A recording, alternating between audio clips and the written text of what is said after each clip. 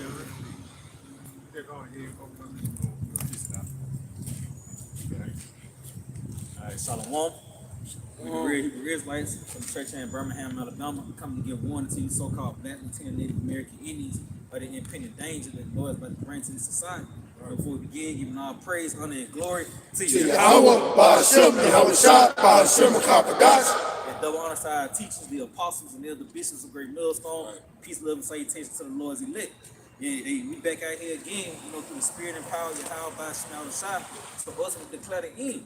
You see, because everywhere you look, everything that you hear, this is pretty much what you're seeing unfolding in the earth. From current events, from the ports, from people going on strike with the ports, that's going to affect your food production here in the society. From the different plagues, as far as the storm that's taking place, Hurricane Helene, all these things is ultimately sent forth by Yahweh by Shemyahu Shah, and that's all that effort to bring forth the end. Yeah, matter of fact, this is Ezekiel 7 and 5. Hey, yeah, start at 3. Come. This is Ezekiel 7 and 3. It says, now is the end come upon thee. I will send my anger upon thee, and will judge thee according to thy ways, and will recompense upon thee all thy abominations. See, and that's what you're about to see take place. We're about to experience the anger of the Lord up close and personal, man. And it's going to reshape your whole reality. Right now, you in peace and safety. Right now, you're not concerned with shit. People at football games. People getting ready for the Alabama and Georgia game. Niggas somewhere getting ready for a birthday, a cookout. But yet, the anger of the Lord for the come, man. You see? And my eyes shall not spare thee, neither will I have pity. Yeah, the eye of the Lord is not going to spare those death angels that he got dispersed. You got children getting hit by stray bullets. You just had 18 people get injured in a mass shooting. Fuck, I put the death, man. That's it. That's 21 people got hit up at one scene. And the Lord did that, man. You see, but you're about to see things intensify far greater. You got it. But I will recompense thy ways upon thee, and thy abominations shall be in the midst of thee. Yeah, it's going to be all the Lord paying you back for your wicked, abominable acts, man. How you moving now, because the Lord tell you that, and you'll be Isaiah 55 and 6. He tell you how to seek ye the Lord while he may be found, and call ye upon him while he is near. Because things is about to change, man. This the only thing that's gonna pretty much be able to hold you up and keep you in a state of sanity. You see, when all hell breaks loose, real quick, you got it. This is the book of Isaiah, chapter 55 and verse 6. Seek ye the Lord, Yahweh Ba'ashem Shah, while he may be found. Call ye upon him while he is near. You see, and the Lord, he is near now, man. This is why the prophets is on the street. This is why videos is constantly going out. Because the Lord, he's pretty much revealing himself to you, man. Got it right. Come. Oh, yeah, come. One more. You got it. Come. Let the wicked forsake his way, and the unrighteous vain his thoughts. Yep, and that's what's going to keep you safe, man.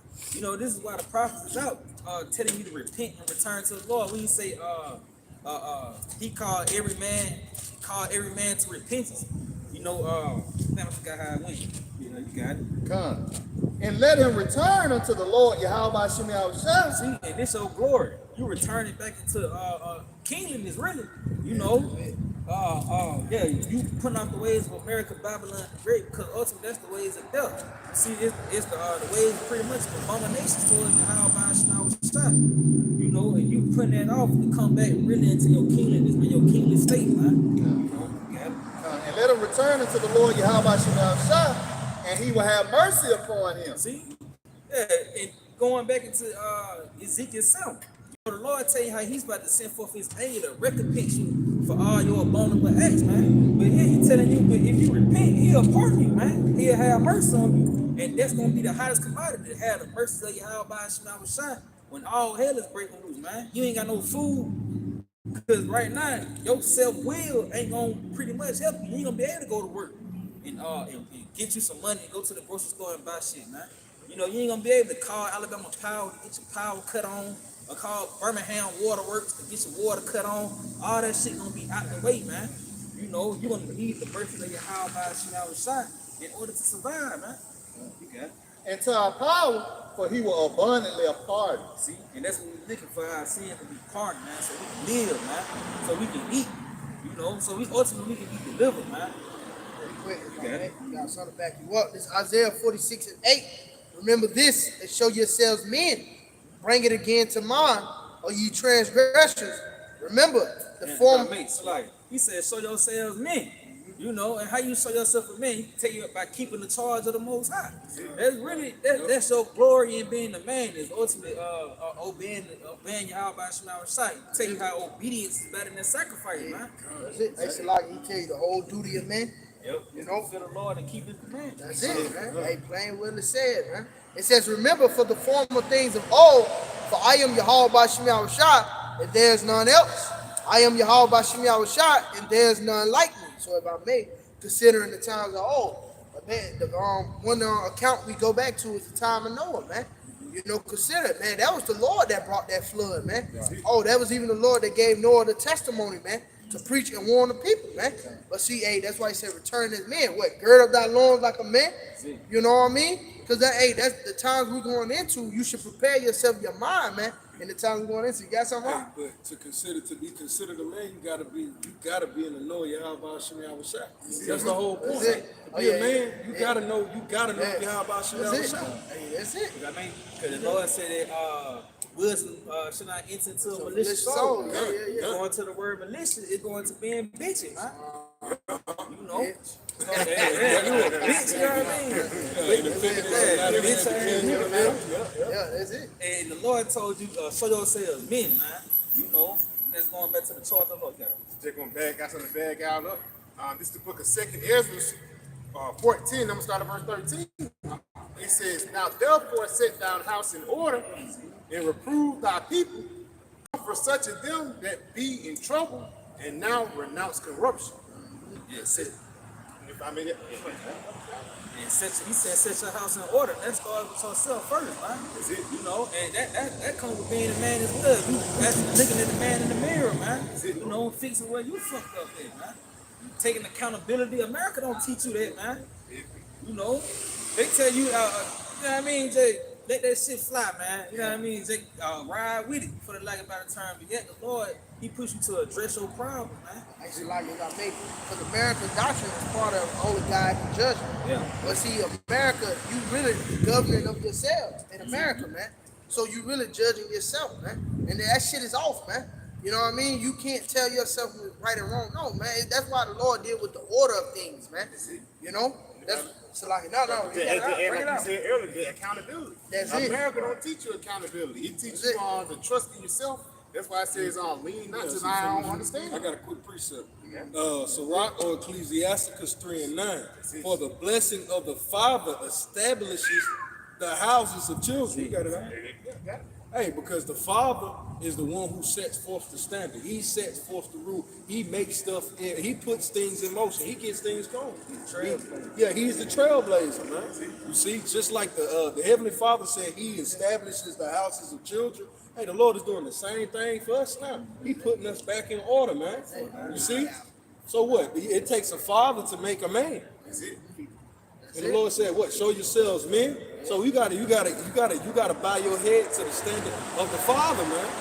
Otherwise, who are you comparing yourself or equating yourself to in this quote unquote definition of a man? Your father or your effeminate ass mother?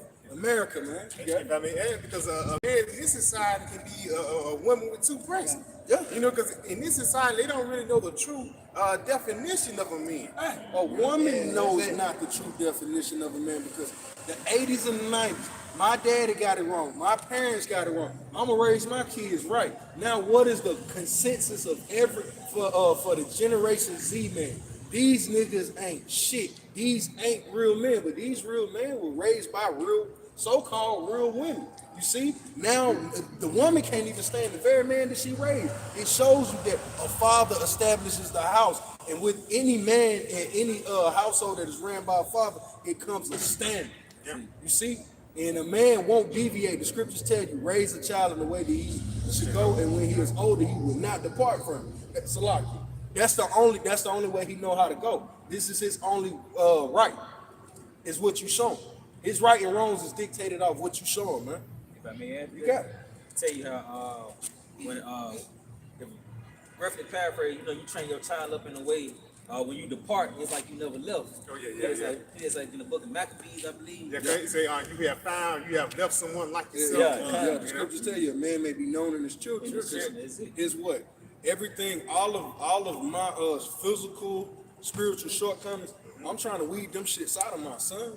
So everything that I would want myself to be is gonna be displayed in him. And people gonna start to say what brothers alluding to now. Well, you act just like your daddy. You move just like your daddy. But, hey, daddy'll tell you, that little motherfucker a little bit better than me, boy. You know, because what? He ain't got my weakness. Yeah. You see? That's how Floyd Mayweather Senior and Junior was, man. That's one of the perfect examples because even the uncle, they was straight, but at the same time, Floyd was their perfection because the senior and the uncle, they had to go through those rough patches. So when their child came, they knew which way to teach him. Yeah. They learned from their mistakes and they taught him the mistakes. But I got a little bit more on this. Just going back on that, man. You got it. This is the book of 2 Ezra 14, in verse 14. It says, "Let go from thee mortal thoughts, cast away the burdens of being, put now off the weak nature." Yeah, see, and that's pretty much everything America taught you concerning being a man. You know, like the brother was going into what they call being a man really is a woman's ideology. Because you trying to fit her little world on what, you know what I mean? She trying to paint Prince Charming, you trying to fit that shit, man. But yet the Lord teaching you directly how to be a man. That's why you have our forefathers, man, and really patriarchs, really, man. You know, they teach you how to move and how to deal, you know, not emotionally but rationally, you know, and ultimately, you know, putting the Lord first, man. You see, and that's putting off that weak nature.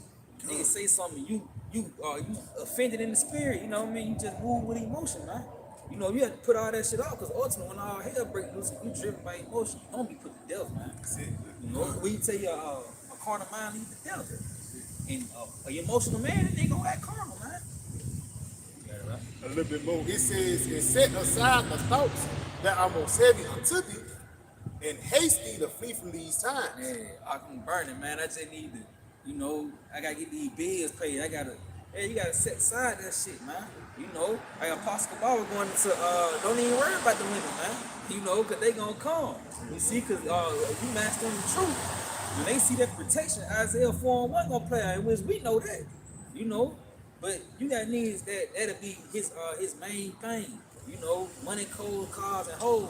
And that's a weak nature, man. You see, because the ancient world, man, the Eastern man, he wasn't worried about trying to be pretty, man. You know, it was more so about survival, man. You know, it was more so about wisdom. But here it is in the West, you just a beautiful little nigga, man. Yeah. You know, everything about you. This nigga tender, he ain't got no scratches. You know, you can sit on his couches, he ain't been through shit, he ain't got no wisdom. You know, you just America done dogged you niggas up, man. Yeah, man. Protect yourself. Yeah, you a selfish, you know what I mean? Hip shakers, TikTok dancers, you know what I mean? Effeminate. And the Lord don't fuck with that, man. That's why the Lord said no effeminate should enter into the kingdom. You gotta be of a rougher nature, man. You know, you gotta y'all tell you masculinity is toxic and shit, man. And you niggas feed into that, man. But you should wanna be toxic, god damn it, be masculine, man. You know, let that bitch in your collar, you know what I mean? Shit. Stop respecting her all the time and shit, man. You know, open the door and shit. Fuck that, man. This probably open the door for you, man. You know, It's like that's against the ways of this world. You gotta consider that. Hey, the love of the Lord is not of the ways of this world, man. See, like, and it tells you that if you love this world, then you don't love the Most High, man. You know, so you gotta separate yourself, and it starts by the way of your mind. We often go into that, the renewals of your mind. That's heavy within itself, man. You know, because you gotta become with that newborn babe. You know, to enter into that kingdom of heaven. That means a whole nother fashion, a whole nother conversation for what you've been raised off of, man. And that be Jake's problem. They want to stick to what they was raised off of, man. When that shit, that's bullshit, man. That led generations and generations and generations to death, man. That's why we ain't never got nowhere, man. But here it is, niggas done tried all the, being a simp, simplicity, marching, everything, but to seek the all way. And this showing you the way. This the only way, man, for us to obtain that salvation. Really, basically, that peace that Jacob seeking for, man. It's the old way, man. You know. But yeah, going back to what brother's saying, man, all that other shit, man. Like you said, like simplicity for these hoes, you know what I mean? Chasing the bag and shit. That shit lead to death, man. That's it, bro. This is the way. Y'all about to smell shots. Like, you got it, right?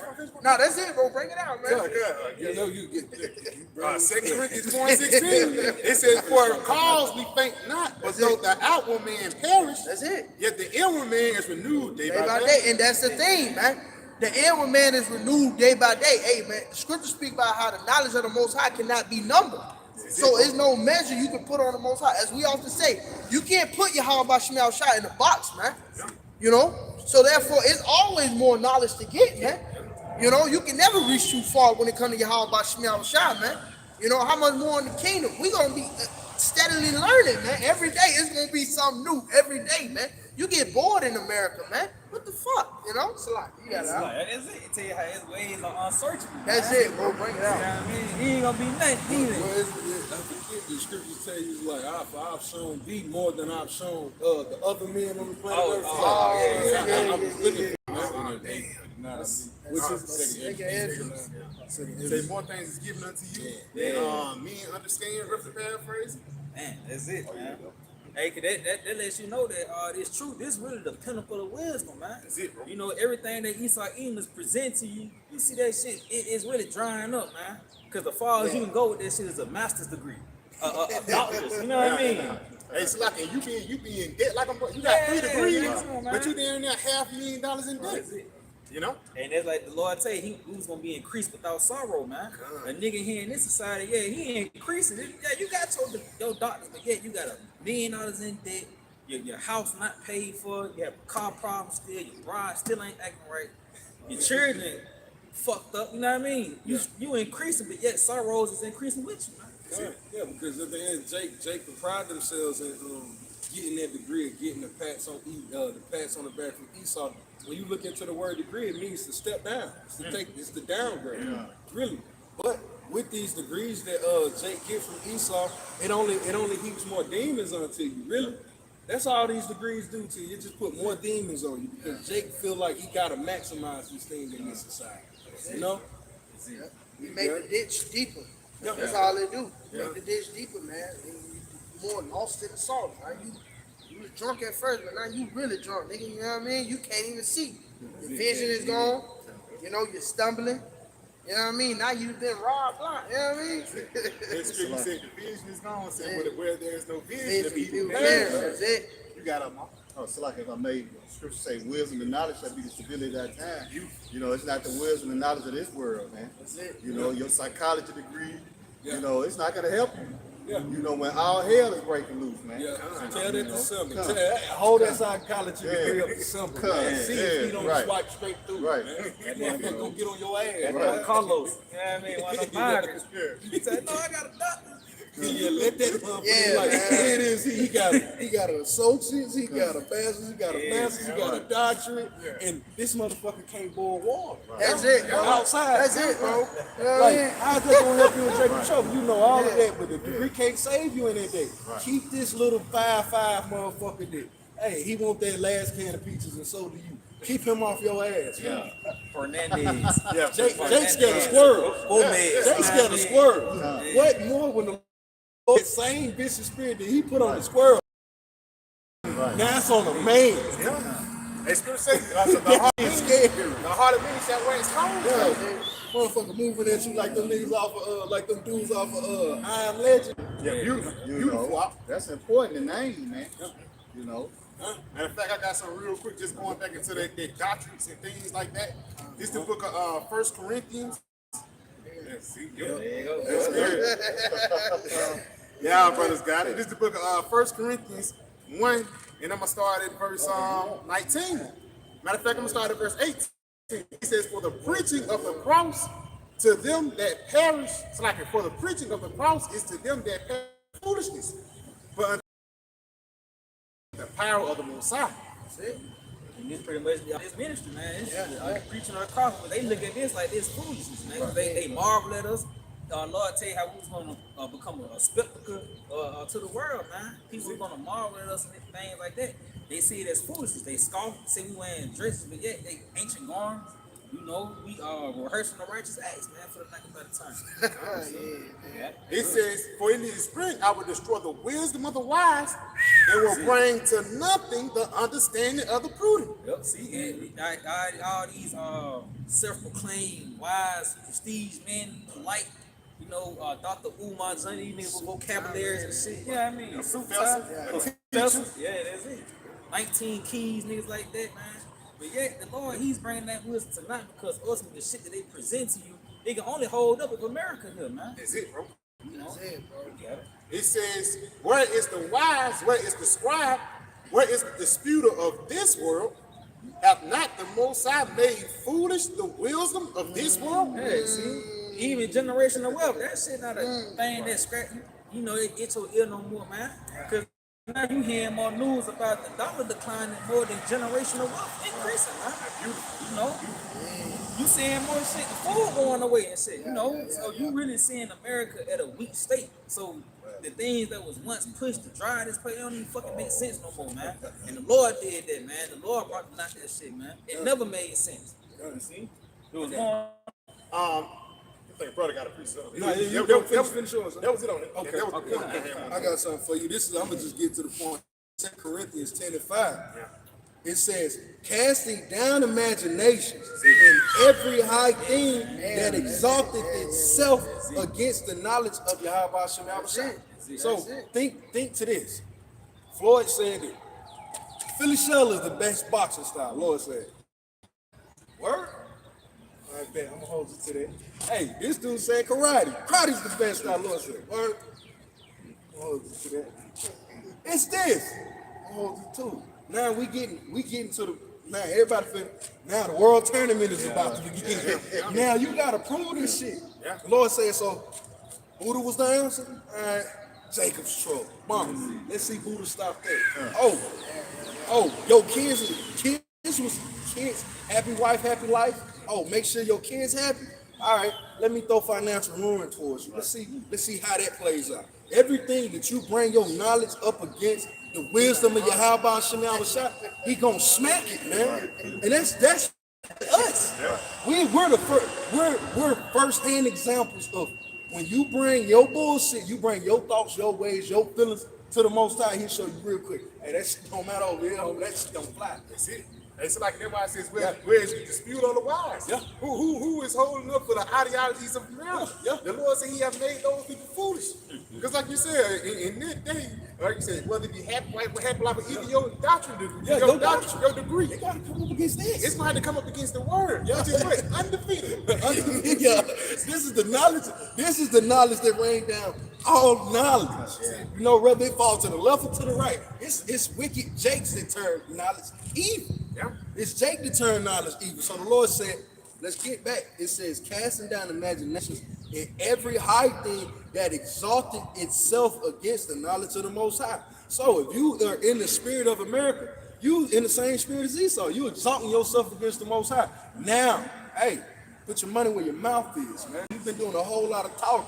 Now it's time to put up a shut up. Hey, let's go. Ain't no hiding, ain't no running. No, it's one way out, one way in, one way out. That's how the Lord is setting the stage up, man.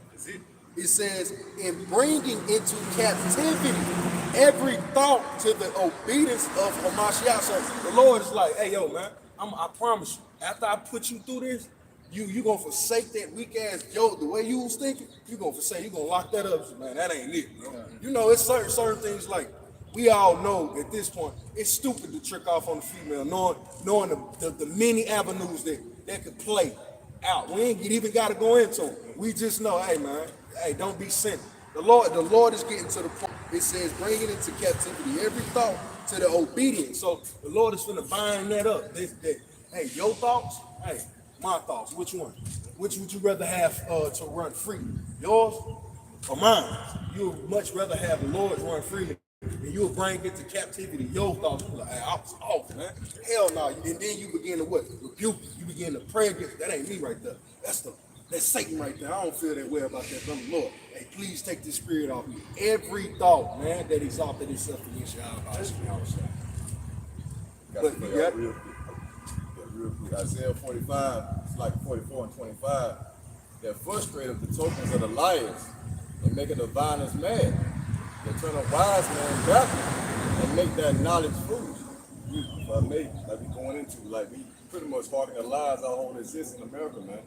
So all the ideologies that's associated with America, maybe, continue or whatever, it's gonna come to naught when it comes against the truth, man. Or whatever ideology that you got, what you think is right, it's gonna be confounded. That's it. So it goes on to say, they confirm the word of his servant and perform the counsel of his message, because we're not speaking according to our own word. That's the thing. People fail to realize that we're not just speaking vain words. These are the words of the Heavenly Father, man. And they're gonna come to pass. So your lies, everything you walking to is gonna come in that. By the way of prophecy. Yep. He said the Lord is confirming. So imagine for this whole time, we've been out here preaching, Lord willing, we'd be at that number. And then in that moment, they go to throw that big rock, the Lord stick his hand and was like, nah, didn't he tell you I was coming? I kept telling you, y'all was out coming, y'all was out. Man, I'm tired of hearing this dude. Let's kill him. And they go throw that big rock and y'all was out here and catch him. Like, hey, you ain't believe my boy? Like, that's what we waiting on, man. This is the moment. That's the moment that we're waiting on the Lord to confirm our witness of him, our testimony of him. Y'all was gonna come back in that day and he's gonna put his, like Superman putting his hand on his like, hey man, I really am his friend. Hey, like I said in the Ezekiel 33 and 33. And when this cometh to pass, though it will come, then so they know that a prophet hath been among them. Then you're gonna know, because the Lord confirmed you. You saw. Now you're gonna see the extent of how powerful that man that you disregarded for so long. You were like, damn, he really was powerful, but he took a low seat. The same way our master did the same thing. He took that low seat for a moment. Now the Lord is confirming this. That is that fruit. That is that the scripture speak to the fruit once it is a hope deferred and then Hope deferred make the heart sad. Yeah. But when the joy of it comes, You see, that's what we're in the process of now, man. That's gonna be in that day. But you got it, a lot. Yep, this 1 Corinthians chapter 3, and I'm starting verse 18. Let no man deceive himself. If any man among you seemeth to be wise in this world, let him become a fool, that he may be wise. And that goes into the philosophies, the doctrines, even the ways of this society, man. Like we said, the suit tie wearing ass nigga, but there ain't nothing wrong with the attire, but the mindset that come with it, man. It says on verse 19, it says, for the wisdom of this world is foolish with Yahweh Shemel Shah. For it is written, he taketh the wise in their own craftiness. So like the brother said, you're going to live up to that. The Buddhism, Muhammad, to the degree, you're going to live up to that. That craftiness, you done built so much in America, and it's going to be so sad to see it all torn down, man. And that's going to be by the way of Yahweh Shemel Shah. But verse 20, it says, and again, the Lord knoweth the thoughts of the wise, that they are vain. Your thoughts are vain, man. That even goes back to your father Esau. Here it is. He got a plan for America. What is it? The MWO. That's Syria. That's his plans, man. Matter of fact, for the whole wide world, man. To claim himself as be like unto the Most High. But guess what? The Lord said what? His thoughts are vain, man. Meaning they are nothing. They're vapor. They're not going to happen, man. The scripture speak about when this devil begin to fill his belly, hey, Yahweh Shemel Shai is going to step in, man. He's going to be taken down. And that's going to be as well as the ones who follow the ways of this devil as well, man. Those who trusted in him, went down there and took that sea hip. You're going to be taken down with this devil, man. So that goes back to the points what the brothers was going into. All these philosophies and these gods you niggas worship, even yourselves, you're going to be taken down no matter what, man. You're going to be taken down. You're not going to live up to that potential that you seek, like the generational wealth. You're not going to live up to that, man. Because the scriptures tell you niggas, man, this is not your home, man. All right, yeah, that's a warning within itself. But fuck that, you niggas don't take heed. You say, fuck it, I'm going to build anyway. So, you know what I mean? It's up to you. You're going to be the dummy. Who shall pity a charmer that was bitten by the sun? You know what I mean? I told you. Like, I mean, you did it anyway, man. You know, but that's still what we with the get. food Yeah. They got it. Come on, lick it up. You got it lip prepped and everything. That's it. So, like, if I may, I got one more for got you, it, brother. you got it. This Proverbs 14 and 12. It says, "There is a way which seemeth right unto a man, but the end thereof are the ways of death." And that goes back to you niggas' philosophies, man. Your gods, hey, what you gonna learn? Hey, how about Shimon Shah is a jealous coward, like the prophet's been telling you niggas, man. You know, and the scriptures speak about in the day of vengeance, he shall not spare none. You know what I mean? Hey, Lord, that he coming with that sword, man. He ain't bringing peace to the earth, man. Here it is, you niggas been being a fucking slut through the spirit, you know, worshiping these other gods and shit, man. Well, guess what, Lord? He's coming back to slay, man. Because the prophets warn you, but what? You did not hearken, man. All right, so you gotta live up to those philosophies that you niggas invested in and you betted on, man. But why? That's what they're going. When the Lord begin to ask, send out judgment. Why, Lord? Hey, man, He gives it to you, man. It's like something that you bring out of judges. Go and cry to the other gods you have told. You know, let them deliver you. You know, let Jesus Christ deliver you. You know, let your degree deliver you. You know, let your money deliver you. You know, in these times, man. You know, where the scripture clearly tells us, you know, that richest prophet died the day of the Lord's wrath. You know, so that's why it's important to return back to the how about Shimon outside, man. You know, it's a lot. I got something for you real quick. It's Isaiah 28 and 18. And your covenant with death shall be disannulled, and your agreement with hell shall not stand. Come on, man. And if I may add, the little covenant that these people made with Esau, it would not hold up the doctrines, even Diddy. Diddy is the perfect example that your covenant with death shall be disannulled. Can't stop, won't stop. Yeah, can't stop, won't stop. Every breath I take, I be thinking of you. I ain't thinking of Diddy, man. Nobody thinking of Diddy. Because at the end of the day, he realized what's going to happen when you trust in Esau, man. That's a rock, the 12th chapter in front of our face. Never trust our enemy. Look what happened when Eve trusted in Esau, man. We fell away from a great nation, a great estate. So why would you trust in him in this very day? You know, it's a little bit more on this.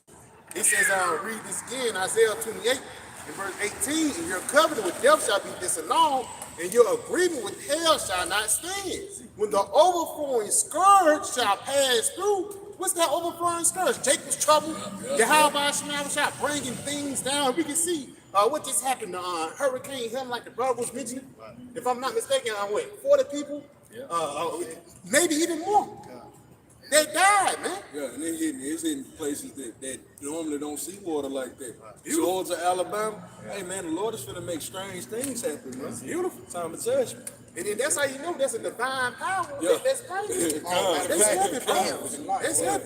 Yeah, like that shit. When you look at Hurricane Helene, whatever her name, whatever his name is, like that. The way the water gains strength after catching land shows you like, yo, Lord is with this. Like you caught strength after touching land. Yo, Lord's with you, man. Like, and he's showing stranger things. You got it. It's heavy though. I was trying to break it down to Smock about it yesterday, but that's what it was. Once it hit land, it's like that motherfucker got power. Yeah, it got power. That's how you know that's your how by shot that was controlling. But you got to watch a lot. But it's just that's the judgments in those diverse places, man. The Lord's starting to do it. Real quick, I'll back you up. It's Isaiah 29 and 6. Thou shalt be visited of the Lord of hosts with thunder and with earthquake. Armies. And so remember, armies, the Lord of hosts, that's going into Tazabaya. The armies, man. All right? So what is in the army? You have snipers, you have infantrymen, you got recon. I forget, you got recon. Special ops. Yeah, you got that's what I was calling special ops. Come on, man. You got many different units within the army, man. And everybody has a particular task.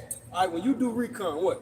All right, you go in. I do the assessment of the land. I probably do a little cover fire. What you say? Survey. Surveying the land.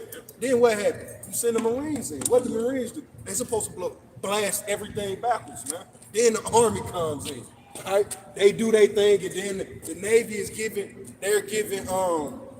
suppressive fight at the same time from the wars. And then if all else fails, then Esau fly over. You see the different units, and these are different branches within the military. But this is one arm. This is one military. This is the Lord of Oaks, man. Sabaoth. The water. I was trying to take it from you, man. But this is the Father of armies, man. So think to the many ways in which the Lord is already showing His power. What more would He? All right, I'm here. It's like it ain't no. Nah, this is that. Like the man's here. This is really war. It ain't no thinking about it no more. It ain't no we're alluding to we're what's the word I'm looking for? We're almost there. Yeah, we're almost there. We're not anticipating. We're in it now. You bring that up? It's like we're in the midst of the battle. Okay. Isaiah 29:6. Thou shalt be visited of the Lord of hosts with thunder, with earthquake, and great noise. So think to these elements, all right? Thunder, you hear it. Lightning, you feel it. It says what?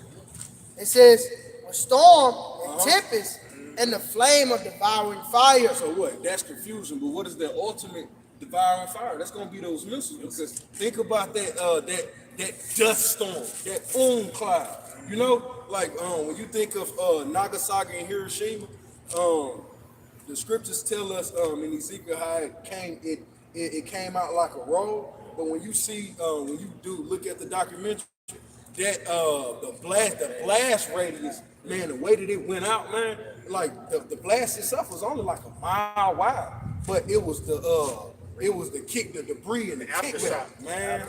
And Destroyed them. And that's why the Lord in Jeremiah 51, our brother can get it for the brother. That's why it's going for the destroying winds. Come.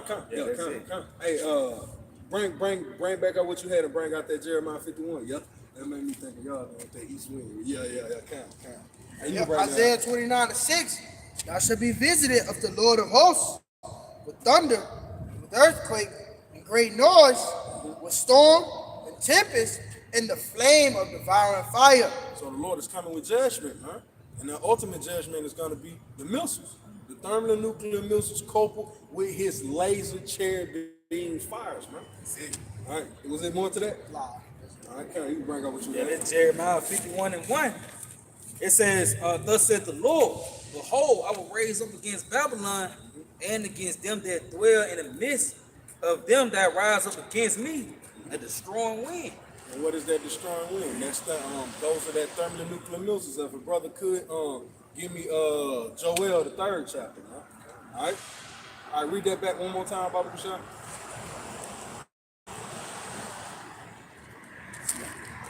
Because this wind that is finna hit Jake, this ain't this used when you think of a wind on this side, it's relieving, really.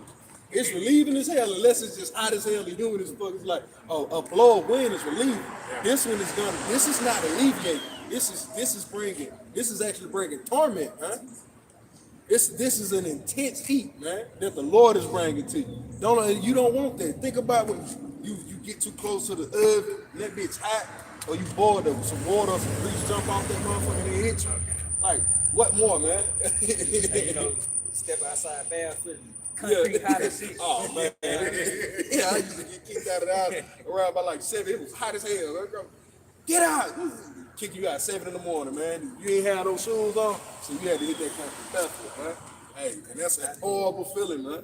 Like that east wind when it hit you, you think he give a damn about? Oh yeah, I'm not gonna come. That's cash, man. I'm not gonna go through. Nah, man. Rip your shit to shreds, man. You got it. Yep, it says. Jeremiah 51:1, thus said the Lord, behold, I will rise up against Babylon. That's America, all right? Babylon, land of confusion, all right? You got it? And against them that dwell in the midst of them that rise up. That's the 2/3 of Jacob, man. That goes without saying with the heathens, but who is rising up with America against their power? Who's the rebel? It's Jacob.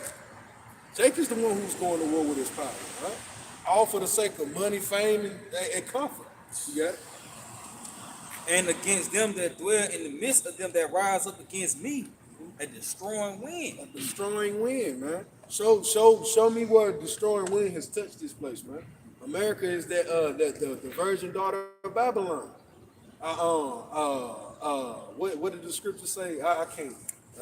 It's eluding me, but basically what America is saying, ain't nobody gonna touch me, man. I'm a virgin. I'm a stay clean. I sit clean, no widow.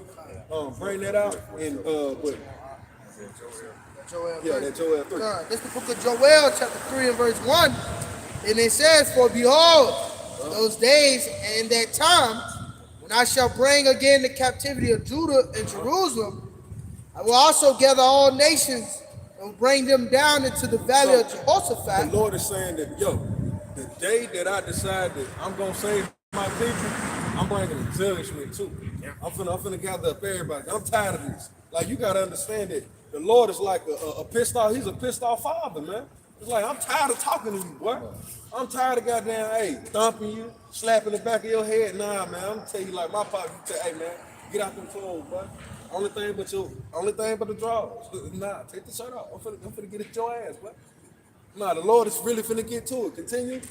It says the valley of Jehoshaphat, and will plead with them there for my people and for my heritage Israel, whom they have scattered among the nations and parted my So land. he gonna beg. He gonna plead with his people. He's like, yo, I told you to turn. I told you to turn back.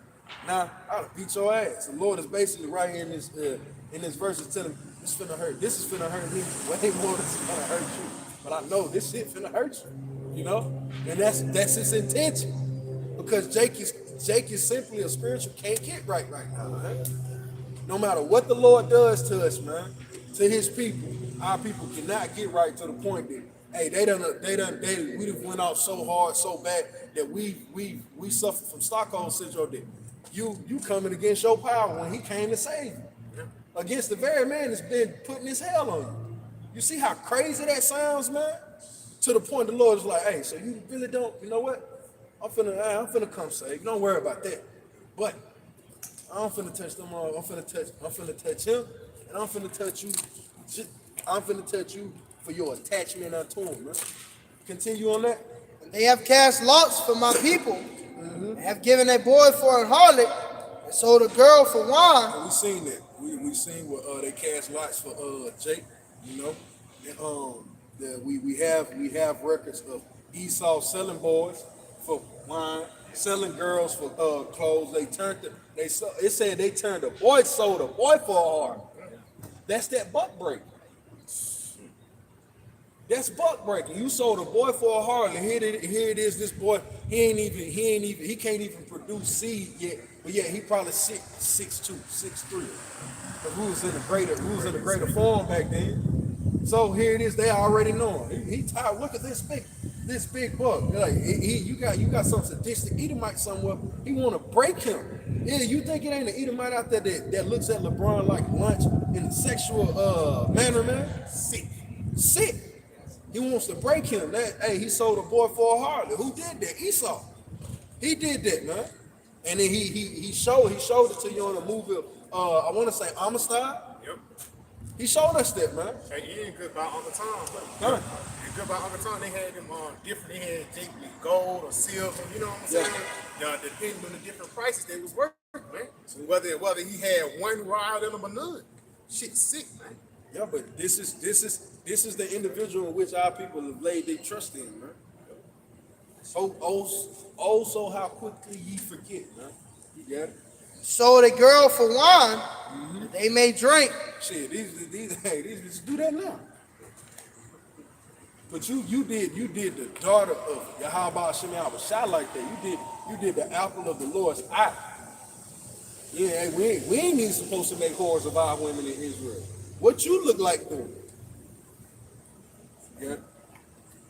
It says, yea, and what have ye do with me, O Tyre and Zidon, and all the coast of Palestine? Will ye render me a recompense? If ye recompense me swiftly and speedily, will I return your recompense upon your own head. Yeah, so what can you do to pay the Lord back for the things that you've done unto his people, man? You buck break, you gator bait, you hung, hell, I was 7 years old and this wasn't even 3 miles away from where I was from. It's 97. Shit, Jake was trying to get a ride home. Jake was walking home, man. Esau called him sundown, man. It's 6:30. Shit, it's 6:45. Hey, what you doing across these? What you doing across these county lines? Esau ran Jake ass down, tied him to a truck, and drug him for 2 miles, man. I knew the guy. But this is what Esau did to our people, man. So read that very last sentence that you read back, Bible It chapter. says, swiftly and speedily will I return your recompense upon your own head. So this is the time in which the Lord is swiftly and speedily returning that recompense upon Esau's head during not out. We take gonna get some burn in Jacob's trouble, but it's the judgment of Babylon itself, man. When he get that fucking missile, the Lord said this place is gonna be destroyed in 60 minutes, man, an hour. And what's so funny about the Lord, we know when the Lord's speaking on time, he's speaking on his time, right? The only time the Lord ever spoke on time, like, nah, I'm talking about your time. Your time. I'm talking about your, no, I'm really talking about your time. Oh, Lord, an hour? Are you talking 45? No. I ain't talking 45 years, homie. I'm talking like 60 minutes. They show you like to watch? With Dan Rathers? Yeah, that, man. 60 minutes, man. And it's like my man, they took over on with 250 years to build this place up, and only 1 hour the Lord will knock it down. Showing you that these motherfuckers, they overexerted themselves to build this place, but it's only going to take you how about you now shot 1 hour to take it down. Yeah, and really when you look at it, like America compared to Rome lasted 1,000 years. This 250 years, man. I wouldn't want to be JJ, boy. God damn. We got 1,000 years left. Shit, bro. Damn, bro. Call all y'all about All y'all man. We at the end, man. The Lord said what? He said swiftly and speedily. Hey, so When had spirit, he said, because that was the time. Yeah, I know the part yeah. Jeremiah, when the brother of mine, we had the scripture at the top. He had that half of the second chapter. And he reminded me that now this is appointed time. Man. We ain't got to wait 1,000 years to see how shall come back, man. And he's coming back very soon, which, you know. You got to Hey, you got Like if I made you back, you brother, point up. It's Malachi chapter 1 and verse 4, where Edom saith, we are impoverished, but we will return and build the desolate places. Thus saith the Lord of hosts, they shall build, but I will throw down, and they shall call them the border of wickedness, and the people against whom the Lord hath indignation forever. So, if a brother could, Bible shall look it up on ancient war with Amalek. Yeah, keep that. Bring that out because this brings understanding to this, man. Because we're still this America is still that wound that was healed, man. That deadly wound that was healed. You can bring out what you had up there. Yeah, Exodus 17 and 16. For he said, because the Lord Yahweh has sworn that the Lord will have war with Amalek from generation to generation. The Lord have sworn, man. Who he swearing by? Himself. I put that on me. On me. On my life. Yeah, Jake say, on my life. Lord said On me. He is. So he like, come on me, man. I'ma forever hate you guys, man. Like to a point, it's like he's gonna get rid of the physical representation of Esau as a whole, man. You see? Now you can bring out what you had out. Yep, Malachi chapter 1 and verse 1, Salaki verse 4, it says, where is Edom saith, we are impoverished, but we will return and build the desolate places. After the fall of the Western Roman Empire, and you got it, it's easy to remember. Remember, it's peace in the East. West is a mess. Think about it here. West is a mess. But if you got to compare, it's peace in the East. That's how you remember the Roman Empire. Esau controlled the west end, Jake controlled the east end. All right? The eastern end lasted longer than the western end. That's where you get the more Jake talking about we were Moors, we was kings. It came from that Eastern Roman Empire. That's where you get later on. You get the your King James. You know, because Jake, we was up in them areas. All right, but when the scripture said that we are impoverished and we shall build up the desolate places, we had Esau during these times. We had him bound for 1,000 years. All right, and after that 1,000 years, Esau what? Now he should go to rebuild those desolate places, man. All right, because what the Lord had finally what? Hey, let him loose for a little season. Now we're in his little season, and it's a motherfucker. You know? All right, now you got it. It says we are impoverished, but we will return and build the desolate And places. this is the desolate place, man. You got it. Thus saith the Lord of hosts, and shall build, but I will throw down, and they shall call them the border of wickedness. When did the Lord begin to throw this place down? 1968, man. 1969. When Esau declared that he had made it to the moon. When he set nesses in the stars, if a brother could get there, that Obadiah about to be shot real quick. You got it? Yeah, Obadiah 1 and verse 4. Though thou exalt thyself as the eagle. Hey, who is there? Greek, Rome, America. Keep going. It says, and though thou set thy nest among the stars. His nest is what? His satellite system. Right? That's their biggest thing now. That's how they're gonna war against the Most High. They constantly got satellites out there, keeping an eye on the Lord, waiting on his return. That's why Richard Nixon had made, no, that was Ronald Reagan. Ronald Reagan had made that statement, huh?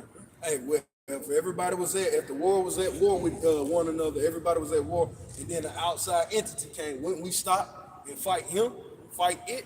He knew what he was talking about, man. Because they understand the scripture, because this is the same president that told you that education in the Bible is worth more than a college degree. And to be honest, it is, man, because this education, the things that the Lord is drawing out of us through the education of Tazabah, the education of you get what I'm saying? Like, this is all the Lord teaching us all, but I'm educating you on the powers that I've drawn of you. This is gonna be to our salvation. You see the education of the Lord? It's gonna lead to life. That's why Ronald Reagan Reagan said what he said, Nixon said what he said. Because he who has the greatest understanding of this right here, he'll be able to stand in the day of the Lord. He know he can't. That's why he doing this damage. Now let's get back to, that's why he watching the Lord in the heavens. That's why he got the satellites, because he know, hey, it's some dudes down here. Hey, the Lord got some dudes down here on the recon mission. And we telling you to your face, man. Yeah. So bring that up. That's why a couple years ago they made the Space Force. Yeah. You know what I'm saying? The Space Force is just not for no reason. You know, they got laser beams and things like that. Because they're really trying to prepare to fight against Yahweh Shah. Yeah. And how crazy and mad you gotta be and proud you gotta be to fight against the Lord, man. And he said he shot down a UFO. Oh, yeah. Come on. All right, here it is. This UFO has went through the waters. Yeah. Not these waters, but It's them a mine. waters. Yeah, this is mine. You know how hellish it is in the atmosphere past the firmament. Now you mean to tell me it went through all of that to get here, to get shot down by Esau? Yeah. By Esau. Hey, by some iron. A Glock By a piece of iron, man. Stop playing, man. But the Lord came with chariot fire. He set a mountain on fire. Like, stop playing. But you shot down a chariot, man. Like, stop playing. A chariot can spread the ocean apart, man. All the it can defy the law of gravity. But the only weakness is you shooting at it, man. A 9mm. We done seen, we with our own eyes seen the chariot pull what Naruto did Shadow Clone. Now we done seen a chariot pull Shadow Clone right in front of us. But Esau shot it, man. Now this thing can just multiply on itself. It started here, multiplied on itself, and it ends here. Over here. Yeah, it's like, It's 50 on now. but you shot that down. Like, stop playing. If I made, cause they had a video maybe probably like a year ago. One of the Air Force men. I don't know if y'all remember the one with the chariot in the water. He went in the water. Yeah. Nigga acknowledged. He was like, man, it'll take years for us to even catch up to their technology. He was like, the technology that they have is way more advanced than what we even experience, man. So that's just that nigga putting his foot in his mouth, man. You know, like, you got it, huh? The Lord gave Esau the technology he got now. I created the Smith. You know what I mean? Yeah. So, like that saying go, I'll tell you what you know, but I ain't gonna tell you everything I know. You know, because that goes back to the bounds that he can't pass. He can only go so far. That's even not only with his time limit, but even with his technology, man. Nigga, the Lord gave you a jet. That's it. Yeah. Comfortable with that, nigga. Everything. Nigga, you can't have it. That's it, old man. You got the Yeah. You ain't be planes. Yeah. A drone chariots, nigga. Yeah. Drone. Oh, yeah, you're a swimmer. You trying to hit me with this one? Yeah. He can't get exhausted, so he telling us, you know what? Our missile defense system is greater than any outer world threat. Lord, you see, this is the thought process that he's putting in the mind of Americans and anybody that'll drink of the wine. Now, you put yourself in a box now. Now you gotta fight that fight. So you shot down the chair. Well, shoot these chairs. Shoot these down. Like you done put your foot in your mouth like the brother said, man. Now you done bit off more than you could chew. What were we at?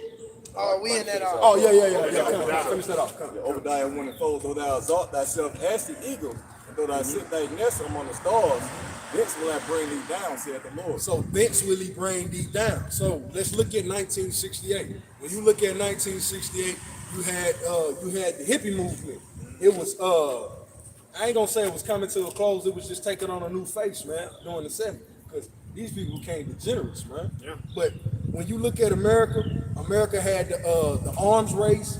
They had the great space race during that time. In the Cold War. Jake was just coming out of the civil rights movement. I was just gonna get to it. And the most important thing that happened, Elder Abba Bivens came onto the scene to push the word, man. So what happened? Then shall I bring thee down, man. And the most significant thing that happened in 1968, between 1968 and 1969, hey, Elder Abba Bivens went out onto the streets of America to push the word to begin to what? Gather back the elect, man. All right. So you can bring out what you had. Yeah, the Malachi. Yep, this is the book of Malachi, chapter 1, and verse 4. It says, whereas Edom said, we are impoverished, but we will return and build the desolate places. So that's America. This is that desolate place, man. Why? Morally, spiritually, economically, anything that you can look at America for is desolate at this point, man. It used to be the great country that was overflowing with milk and honey. Now it's just a desolate wilderness. You got it. Thus saith the Lord of hosts, they shall build, but I will throw down, and they shall call them the border of wickedness, That's America. and the people against whom the Lord hath indignation forever. Forever. So the brother had pulled it out early in the book of Exodus. That's Amalek, man. And who are the descendants of Amalek? Esau, man. Well, they're the descendants of Esau, Amalek. And these people, the Edomites, are here today, man. So that's ultimately talking about America, the border of wickedness, man. Was it any more on that? If I may, I can jump up on that. Yeah. Malachi chapter 1 and verse 2, it says, I have loved you, saith the Lord. Yet ye say, wherein hast thou loved us? Was not Esau Jacob's brother, saith the Lord? Yet I loved Jacob, and I hated Esau, and laid his mountains and his heritage waste for the dragons of the wilderness. You know, and just, if I may just bad the brother up, man. Hey, man, the Lord fucking hate Esau, man. Yeah. That's well plainly said. Yeah, this devil, he's on top right now, you know. But the counter of the wicked shall surely be put out soon, man. He said, you know? yeah, I hated Esau. Yeah, that's so it. He's saying he hated Esau and he laid his mountain in his heritage waste. Who is the top people? Who's the top tribe of Esau's clan? It's Amalek. Yep. So that's the top of your government. Who's running the earth through behind the shadow? Amalek, man. Yep. So that is the summit. That is the peak. That's the top of the mountain for Esau. It's Amalek, and that's who has control of the earth, man. So the Lord, everything that we're showing you is the Lord constantly reiterating. I ain't never liked these people. I'm showing them some favor, but it's really just to kick your ass. But when I get through beating your ass, don't be so proud about what you did to my dude. I'm gonna touch you too. I'm finna. This belt is bragging about how powerful he is. Look how I had you crying. Look, I brought snot down your nose. And the Lord like, bro, I did that. Yeah. But the belt talking shit to the ass. It's like, nah, man, okay, the ass don't need to get whooped no more. What do we do with the belt? You don't hold up nothing. So it's good to be thrown into the fire now, man. Because Esau isn't a intricate part of this of the fabric of Yahweh Shemi Abishai's movement. He's not needed here, man, for life to continue.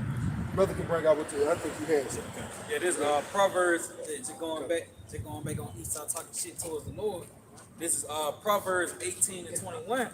It says, what you say can preserve your life or destroy it. So you must like Proverbs 18 and 21 in God's word translation. It says the tongue has the power of life and death, and those who love to talk will have to eat their own words. And that's Esau, like you going into you know how this man, he pretty much boasts himself against the Most High. But the Lord gonna pop up on you, you know what I mean? Stand on that shit, you know what I mean? Yeah. You know, you shot my cherry down, like you said, well, they go a whole bunch of, matter of fact, they go to fathership. Yeah. Hey, I ain't gonna lie. My son, he tried to, hey, man, that, Lord, hey, Jake hate punk, and I hate this shit. Man, look, my son, you know, he could get it in, he could bump a little bit or whatever, but it was this one Jake that he had got to mixing it up with, and for a week he had been telling me like, yeah, man, I finally fought him or whatever. So the day that he claimed to fight him, I picked my son up, and the little dude he done got off the bus. They walking home, so I'm like, hey, ain't that him? I seen the spirit of my son change. Like, she sit down, you laying low. It's like, hey, get out the window, call him a hoe or something. Yeah. You know how it is, that we all on the side. You know how it is. The punk. Like when you don't want to fight, it's like I'm antagonizing you, brother. It's like you whole ass mother. I did you up. My son didn't do none of that. It's like this guy. You pump things. Like you ain't really like that. I should put your bitch ass out of the car right now and go make you fight him. Like the Lord is out there. Of course I didn't do it, but the Lord is really like, nah. Get out there. Go on out there and get out there. My pops used to do that to me. It's like, hey, don't talk that shit. Don't talk that shit. You can't back it up. No, get out there. The Lord is like that, man. You can't. Every idle word that a man shall speak, he shall give account unto the day of shall give account unto the Lord in the day of judgment, man. Roughly paraphrase. Like just going back, the Lord, he's the power of action, man. Gosh. You know what I'm saying? He's not with that pump faking shit, because that means you're number one, that means you don't believe in yourself, but that also means you just playing around, man. Yeah, he don't like that, man. He don't want his time wasted. Hey, you come, Lord, come. Nah, hey, you better be on point. You don't waste my time. Shoot the damn ball. Yeah. Like, yes, here, come. A man of war, and that's one thing a man of war don't like to have taken from is his time, man. It's precious to him. You said King David was to pull up on the bottle. Yeah. Shit, you know what I mean? So he was gonna kill everything that's kissed against the wall because of what the servants did until his he had sent forth his men and things like that. And it's how they treated him, you know, that ill treatment and things like that. So they just show you know how a man of war really moves. Hey, so like if I may, because even the bar, he was talking shit. Who is you? Yeah, that's the spirit that he came to King David, man. Yeah. Who is you? Where'd you come from? Yeah, hey, but he did it in what? A drunken spirit, and that's these people. You motherfucker, I done seen the smallest motherfucker when they get that drink in them, boy, they catch that liquid courage. Yo, what? But they just don't know. It's like, bro, if you were sober, you would not be saying this. And that's what it's getting to now. These people are starting to sober up. These people starting to sober up to a point. It's like, oh shit. It's like, yeah, it's like, oh shit. I see what you just like. Now you're in for a real rude awakening. You got it. Yeah, to back you up. Psalm 12, verse 3. The Lord shall cut off all flattering lips. And it's all ass kissing, man. I really fuck with you, brother. I really support your movement. Shalom. Hey, Lord, hey, we're not up here for cheerleaders, man. That's it, bro. We don't need cheerleaders over here. We need workers, man. We need warriors. Men of action. That's why we out here. God, yo, say what you say? The harvest is plenty. Labor is few, man. It's a lot of Jakes there. I'm an Israelite, but where are your works at, nigga? Shut up. I get to you get to a point, it's like, man, shut the fuck up. If you ain't doing less than that, hey, shut up, man. Just shut up. Right, what you had. Yep, it says, and the tongue that speaketh proud things. Yep. We have said, with our tongue will prevail. Our lips are our own, who is Lord over us. And that's you got it. Just going back to the point, like, you got America speaking these proud and great things against the Most High, well, eventually they're gonna back that shit up, They go with the chair, they fight the Lord, they back all that shit up. According to process, they're not gonna prevail. Yeah, and it's another thing to the fact that he play on the minds of the people to make the people think that he's stronger than what he really is through his sci-fi movies and shit. It's like, dude, you ain't really like that, bro. Like it's like it's Play-Doh, bro. It's like I can imagine me flying, doing that, doing this, but at the end of the day, we know in actuality I ain't doing none of that shit. It's wishful thinking. And that's all Esau is pushing. Wishful thinking, man. But it's off. It's off as hell, man. You think we gonna be sitting around in the kingdom watching a show? I'm not watching Naruto in the kingdom, I'm living. That's it. Like we're gonna be out living, man. Esau has got these people minds in a trick bag, man. And if I may add, I'm the most fearless man upon the planet Earth. The most weakest guy upon the planet Earth, the world's weakest guy in power. Got something for you. You got It's the book of Isaiah 14 and verse 16.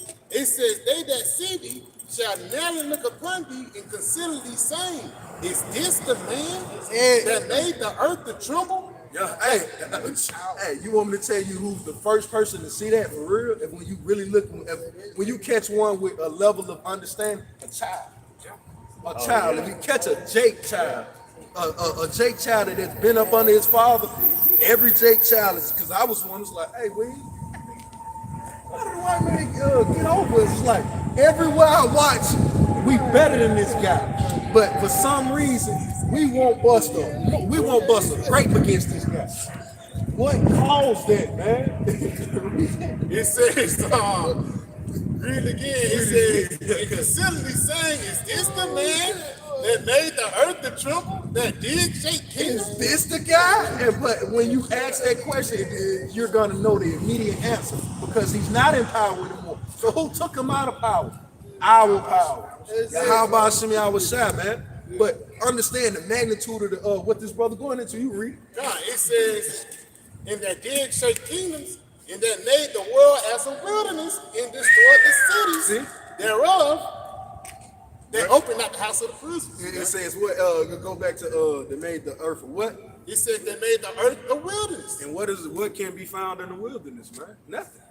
Yeah. That's the spirit that Esau has went throughout the pushed forth the water. That's the best way. If I may add too, even when he dropped the missiles too, he said make the earth the trump that did shake kingdom and shit like this. Because when Esau got into power, he made everything beastly, for lack of better words. Because even when you deal with animals, they don't work things diplomatically.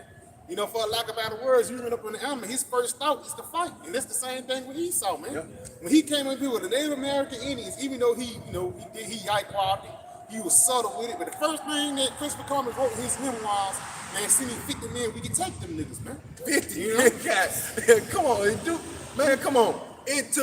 You could have got one Gadite of that time to put down that whole little squad that got sent over here. One Gadite could have got busy. But that showed you that what type of power that Yahweh Shimei Awashai got. You mean the warrior tribe? You mean Gad? Yeah. You mean Gad? You came over here and stepped on Gad? Reuben? And half of the tribe of Manasseh? Stop playing, man. The Lord is powerful, man. And if I may add too, that's why he blessed Esau with the sword. God. How about Shimei Awashai? He's a his power, because even though we're the warrior tribe, the Lord going to show you. What the warrior without the weapon, the warrior against the weapon. Hey, man, that's it. The warrior versus the weapon. I remember the brother, y'all was talking people about that time. They say Gad and Esau was fucking them up and shit like that. That's why they had made the Gatling. I'm just thinking. All of a sudden, the warrior tribe, they was getting the best of Esau. Esau used his blessing. Your secret weapon, for the lack of better words, and that's what Esau always revert to. It's two things. his deceit and his weaponry, man. And it shows you how powerful and how evil Esau is and how powerful the Lord is and how balanced the Lord is. You mean to tell me Gad, Reuben, and half of the tribe of Manasseh, these are warrior nations. Remember, every tribe is a nation unto himself.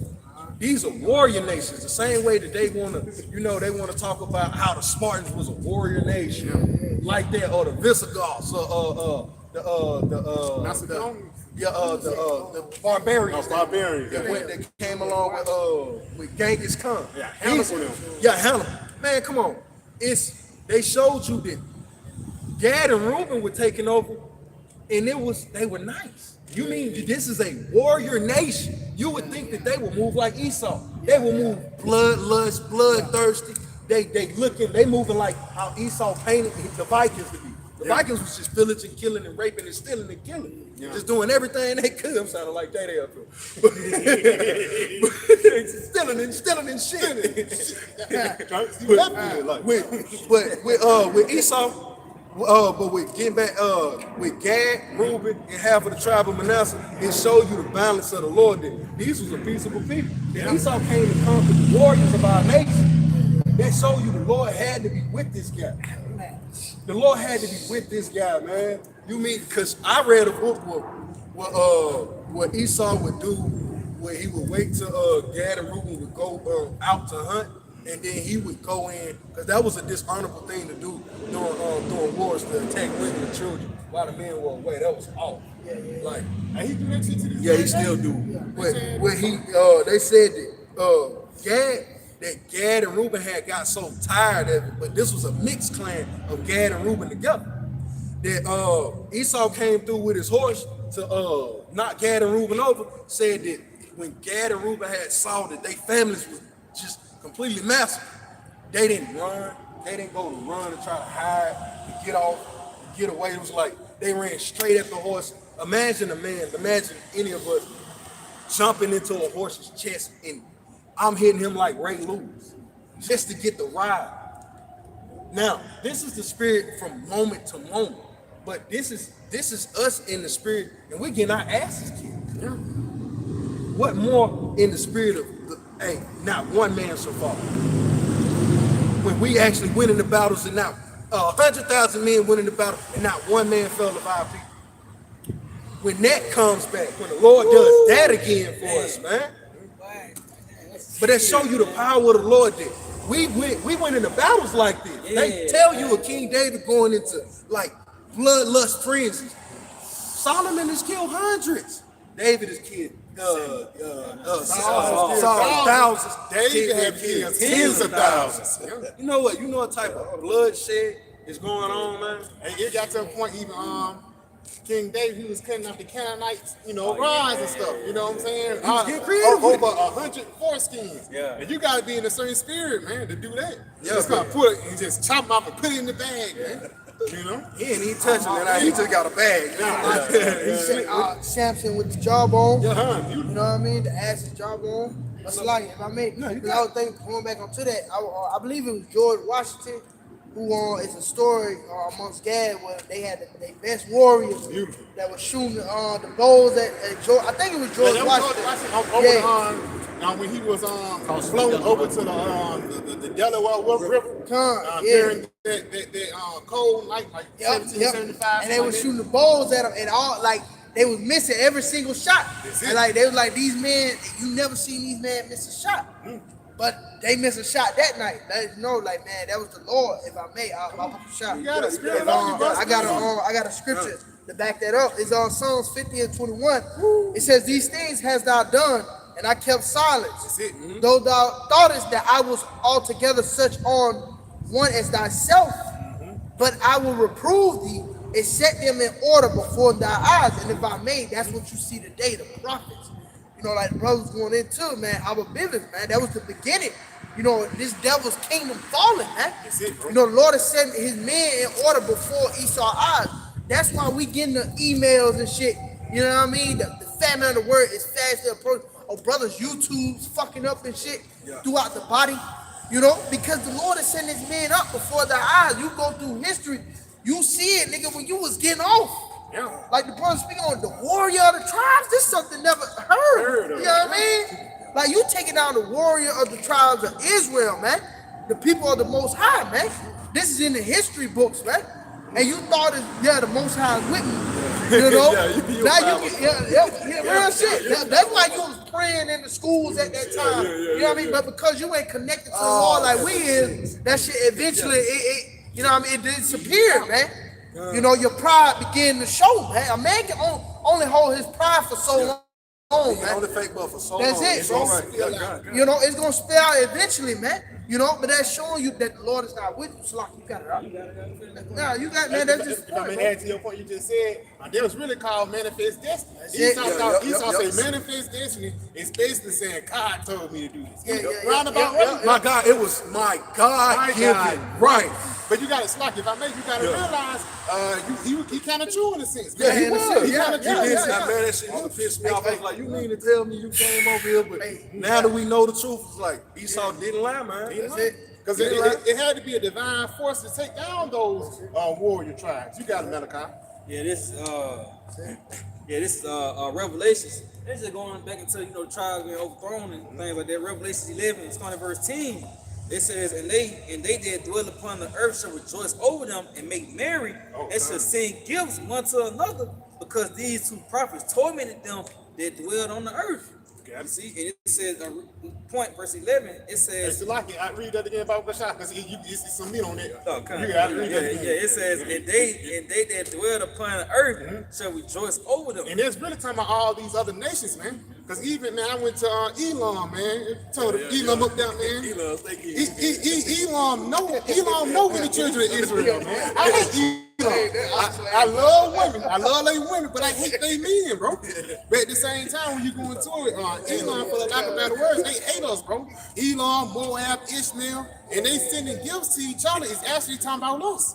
You know, we was those gifts they was sending Israel. I mean, I got a Manassite with me. And they'll bring that motherfucker to Europe. What's that girl name? Pocahontas.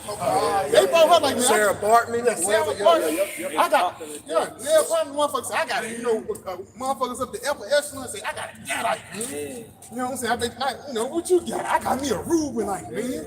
You know, it's this movie called Slaves, bro. I'm gonna send it out to the chat. 1969, called just Straight Slave.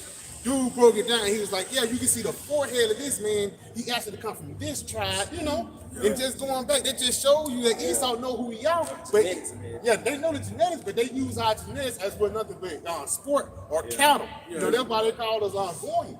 Like you the ultimate hunting prize. That's it, bro. Like you a fucking dick. They got a movie called The Pets. It's a silly movie. But it really showed I like that shit, John Lamazaga, that shit funny as hell.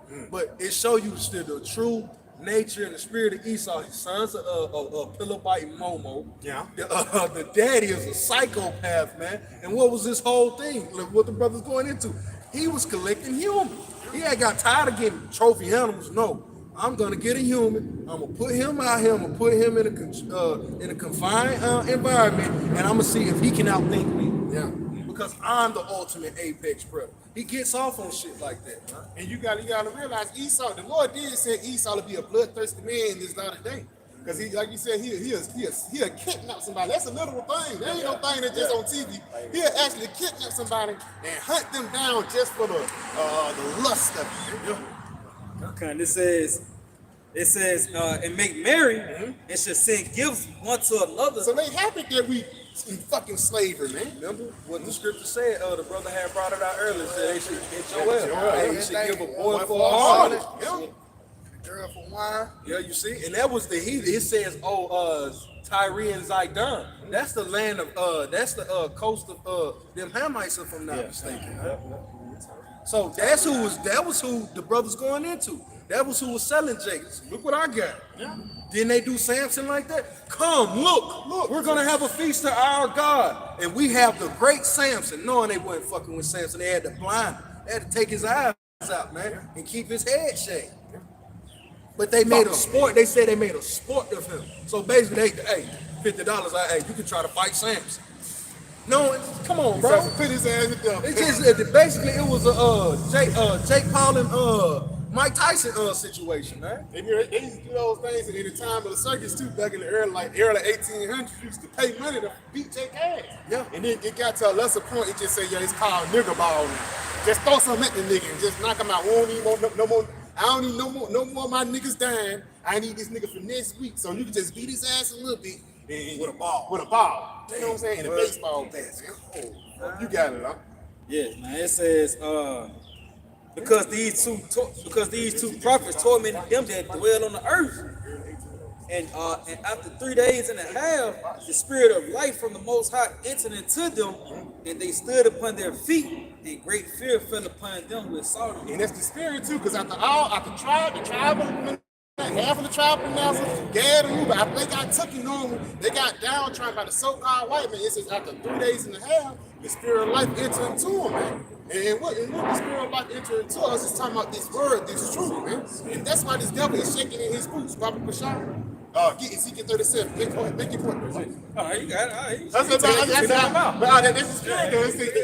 You know, he's thinking of life, but they're going back to Ezekiel 17 says, great fear fell upon them.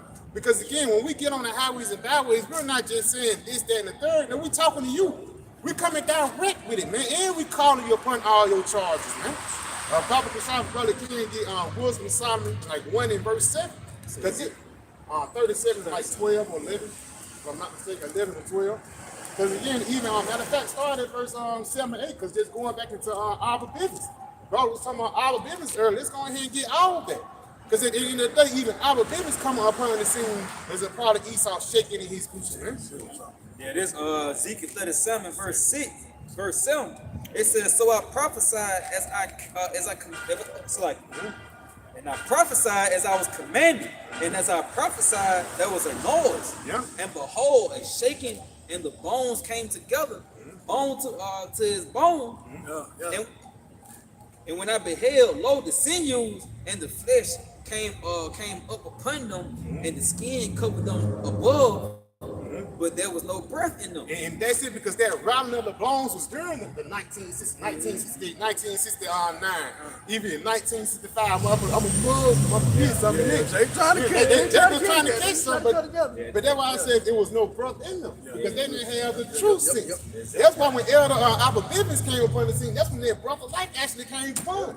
Because when Elder Abba Bivens separated him from the commandment keepers, he preached Yahweh Shah. You know? You got it, bro. It says, so I prophesied as he commanded. So verse 9, it says, then said he unto me, prophesy unto the wind, prophesy, son of man, and say to the wind, thus saith the Lord Yahweh, come from the four winds, O breath, and breathe upon these slain. And it's the spirit, because a part of this wind getting blown on the four corners of the earth is through the internet, through the unicorn, man. You got it? And breathe upon these slain. And breathe upon these slain. A part of us breathing upon these people is preaching His word. Brother can get there in like Genesis 2nd chapter, breath of life. You got to read that again. Yep, it says, then said he unto me, prophesying to the wind. Yeah, prophesying to the winds. And that's what you hear, whether you forgot. We preaching, man, but even like a wind, it carry things, man. You know, so it'll carry it into whoever needs to get it. You got it? Prophesy, son of man, and say to the wind, thus said the Lord Yahweh, come from the four winds, O breath, and breathe upon these slain. And it says breathe upon these slain, because we was the tribe. We fell away from our heritage. We fell away from our great estate, man. Because when you realize how Israel was once before, in the time of Solomon, in the time of David, every man dwelling under his own tree, and you fast forward until now, to see niggas with switches and hoes with pink hair and things like that, you can see the fall of this great nation, man. But the Lord breathing upon this slain nation, upon the elected slave, the slain nation, to bring life into them. Get that in Genesis real quick. Genesis 2, verse 7 says, and the Lord Yahweh powers formed man of the dust of the ground. Yeah, formed man from the dust of the ground, and that dust actually represents confusion. Because the part of us being slain is us being in a state of confusion, man. That's why that breath had to be breathed upon us. You got it, huh?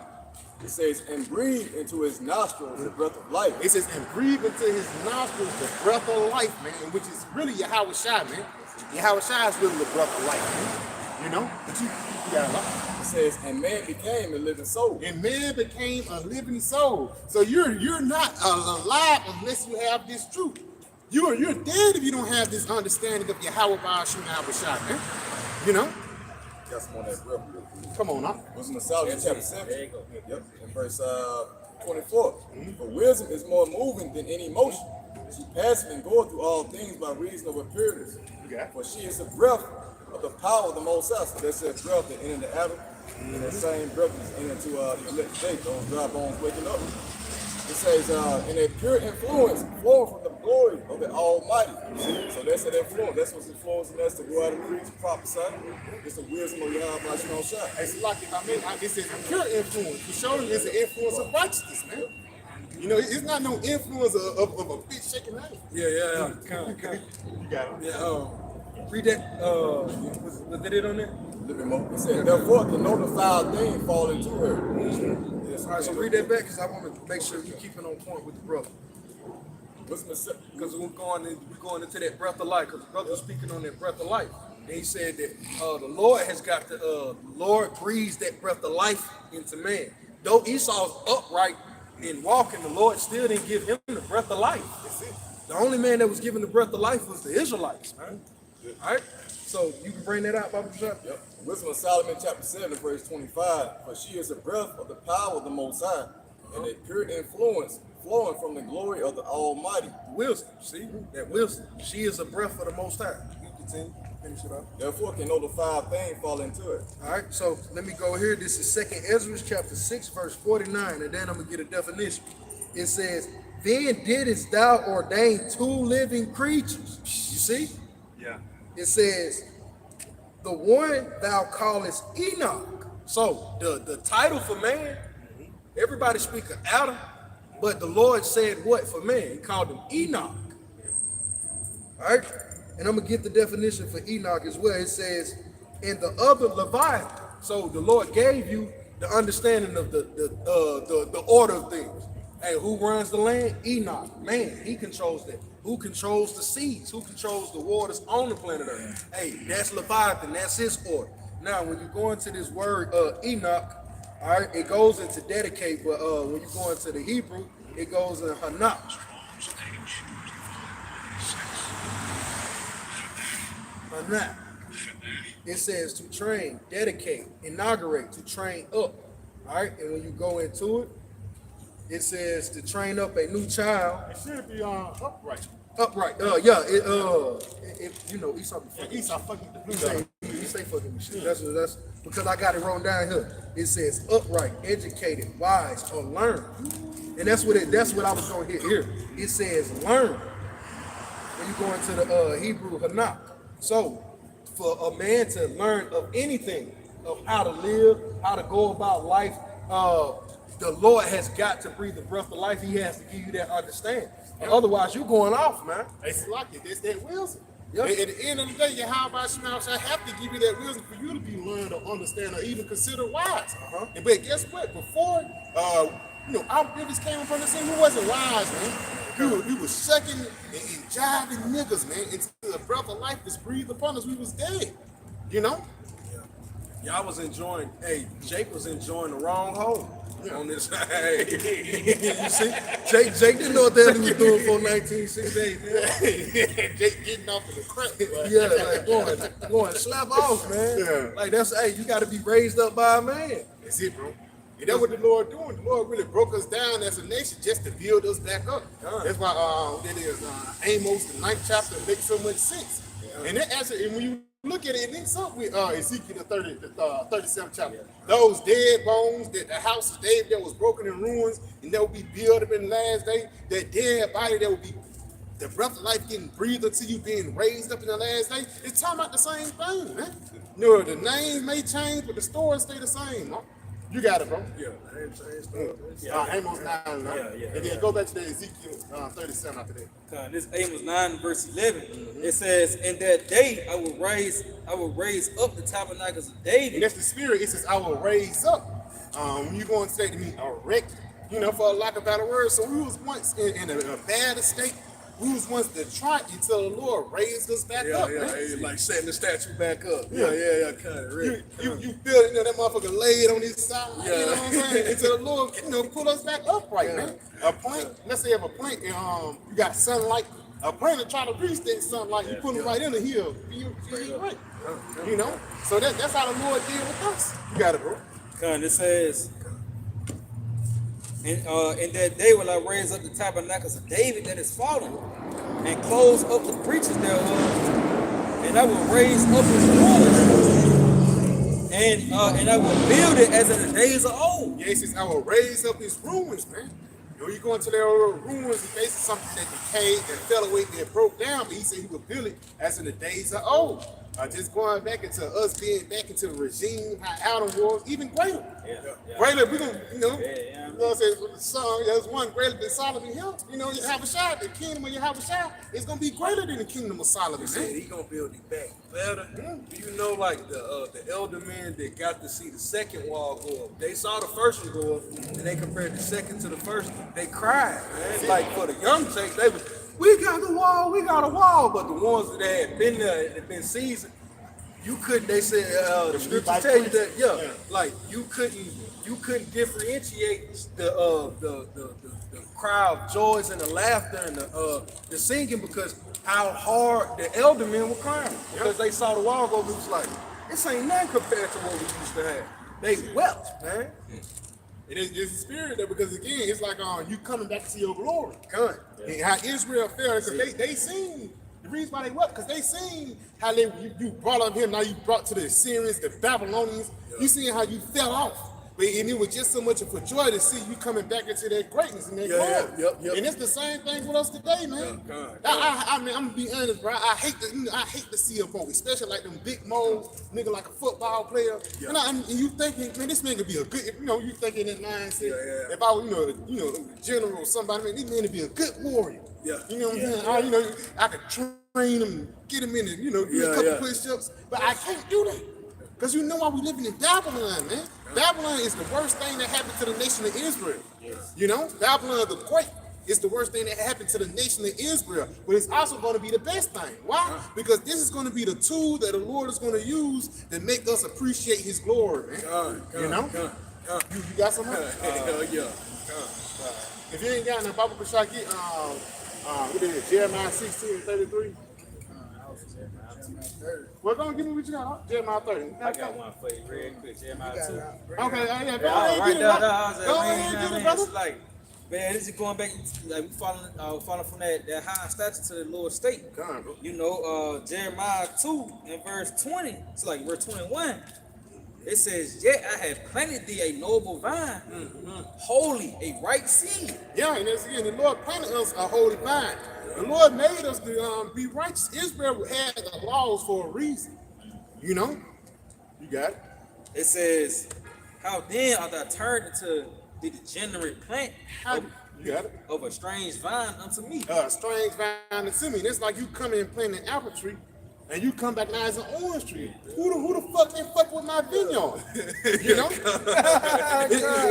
That's experience. That's like how I wish I did, man. Because at the end of the day, it's like the Lord gave us these laws, statutes, commandments. To set up on high. Spiritually and mentally in your mind. You supposed to have the ways of the Lord up here, but people don't have that. People have the ways of the Lord right here and have the ways of Esau on top, man.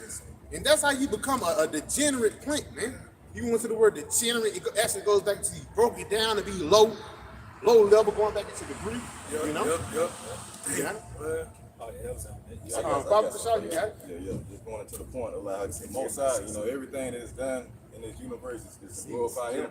And it's Bible, you know what I'm saying? So 1 Samuel 2 and verse 6, it says, "The Lord killeth and maketh alive." So we were dead at one point. Those dry bones, we were destroyed for lack of knowledge, that great falling away. But it says, "And he make it alive." So when the breath entered into us, we became alive again spiritually. So we started to know our power again, you know what I'm saying? That pretty much triggered these different nations being, put in fear, because now they understand that the throne of David is beginning to be raised back up. Beautiful. He says, and he bring him down to the grave, and he bring him up. Again, those dry bones. The Lord make it poor and he make it rich. See, we be made rich by what is truth. Yep. See? It says, and he raised up the poor out of the dust, that confusion. See, just like he did with Adam. It says, and lift up the beggar from the dunghill, to set them among princes, and to make them inherit the throne of glory. So that's a process that's taking place right now. The Lord's raising up kings, man, princes. You know what I'm saying? To pretty much inhabit the throne of David. That first thought with this now is going out and the elect then gather by it. You know that growth. Let me add to it. The Lord said, through me kings reign. You know, and you will. Oh, he say, and through me princes decree judgment. You will have a nigga in America. He's saying he a king. You know what I mean? Jake, you know what I mean? I'm a king, but yet, yo, you have a lower nature, man. You know, you ain't walking in kingliness. You know, they say kingliness is cleanliness. Yeah. You know, you ain't cleaned up in the spirit, man. You still just a fucking nigga, man. You know, and you exalt the ways of Esau Edom, and that's just gonna kill you, man. Because the Lord tell you, those who love death, what is it? So, hate me, those who hate me love death, man. And the way you living like an American, that's showing that you hate the Lord. So he gonna give your love, man. He gonna kill you, man. You know? And it's all in love because you gonna come back in kingdom. You gonna come back raised up, you know, in righteousness. Yeah, you gonna come back in a new covenant. If I may, that brother up, it's 2 Maccabees chapter 7 verse 32. For we suffer because of our sins, and though the living Lord be angry with us a little while for our chastening and correction, yet shall he be at one again with his servants. Read that back. They said be at one again with the servants, man. That's the glory. You got it. Now you got to set the stage for this, man. This is one of my favorite stories, man. Now this is when Esau was going through this was during the reign of the Grecians, right here. This is during the reign of the Grecians, where Hellenization was going on. All right. Now during this time, we couldn't keep our laws. It was illegal for you to keep the laws of Yahweh Shemel. Now this is a mother and her 7 sons, man, and this is one of the 7 sons. Esau was trying to encourage him, man, eat so that you may live. He's like, man, what the fuck are you talking about? You see what you did? What did Jake say? Now let's read that. Read it again. 2 Maccabees chapter 7 verse 32, and it says, for we suffer because of our sins. You see, and they was keeping the law. Understand, they was keeping the law. Now they're being faced with death right now. In that moment, either go off or die. This dude said, hey, yo, more than likely, I'm dying at this moment right here. I'm delivering it to your hands. Whether I live or I die, it's of the Lord. And more than likely, I know I did. It ain't no more than likely. I know I deserve it because I done went off before, damn it. So let's equate this moment to, hey, Lord, if this is how you see fit to have remission of my sins that I may receive salvation, so be it. Hey, read that. Yep, it says, for we suffer because of our sins. So, yeah, hey, she ain't got shit to do with you, Esau. I went off against the Lord. I the one who lusted after that woman. I'm the one who ate the pork. We was the one that was hiding in the grove in the ancient world. We went off, man. All right, you got it. It's like, if I may, just to back you up, you know, going into that. This first Maccabees chapter 2 and verse 64. Wherefore ye my sons, be valiant and show yourselves men in the behalf of the law, for by it shall ye obtain glory. And if I may, going into that word valiant, it means being brave or having courage, man. You know, just going into it, man, like shit, being willing to die for the law, man. They say, show yourselves men. This was Malachi encouraging Judas Maccabeus and his brothers, man. That's it. Because he knew he was going to go back to the spirit world. But the battle continues, man. We just picking up that same baton, man. Apostle Bar, he just did a lesson going into that, pretty much saying, the Lord control both ends of the stick, man. So what's the reason of being afraid? Like he was just saying, you deliver it into his hand. Hey, the Lord, he got the power to, pretty much reverse it, for the lack of a better term, man. Hey, so under Daniel, you hold the church. Yeah, fear not. We ain't say we are not careful to answer in his mouth, man. You know what I mean? Yeah, peep this. You know how you can get in the car with Jake, and Jake smokes cigarettes, and you don't even smoke. He didn't even have to smoke. He just smoked in his car from time to time. You get in his car, and you get out of that car, and you smell like the smoke. Hours that they got through in the furnace. And I don't smell nothing, I don't see nothing. That's the power of the Lord, man. You see? God in control. The Lord is in control. You read that? It's like going back to that second Maccabees chapter 7 and verse 33. And though the living Lord be angry with us a little while, Hey, though the living power, Yahweh Shemi Awashai be pissed at me for a little minute that he allowed chattel slavery to come about, that he allowed buck breaking to happen, that he allowed the Jim Crow era to reign. The fact that he allowed the crack epidemic, the whore epidemic now, man. It's a whore epidemic, man. Read that. it says, for our chastening and correction, yet shall he be at one again with his So servants. the Lord beat our ass, man. But he said the chastening and correcting is for what? Just but for a short moment. You know? But it's to what? What's the end part? It says, yet shall he be at one again with Yet his shall he servants. be one again with us. So even though it's just like Job, though he slay me, yet will I maintain my ways before him. Yeah. So we know the power. No matter what happens in between here and now, we know the Lord is going to vindicate us and give us the kingdom if we push towards the mark. We're going to get the kingdom regardless. This Jake is understanding that. He's accepting his role in this in the equation. I'm wrong. The hand is right. The Lord's right. I'm wrong. You just a judgment of the Lord unto me. But I'm not finna hold it against the Lord. You gonna get the judgment. That's where we at in this, man. You want to say something? They're going back. That's his integrity, man. God. Because he know he's seen. I got something bad God, out up. God. It's Micah 7:9. I will bear the indignation of the Lord because I have sinned against him. But what is it to bear? It's to take it, man. To bear that brunt. And what do the scriptures tell us, man? That you cannot call yourself a disciple of Yahweh Shem Yahushua unless you bear your cross. That's it. And if I may, that's why I say you got to take it on the chin. Because it's well deserved. That's why it says I have sinned against him. It tells us that in Psalms 51, King David said, against thee, only thee have I sinned. You know, because King David knew who he went up. And it's the same spirit that all of us should have, man. You know, because even you go back into that time, for lack of better words, he knew, you know, if he would have ate pork, everything would have been okay. They would probably gave him a little money, but he had integrity. That's the reason that set him apart from the rest of the Jews, man.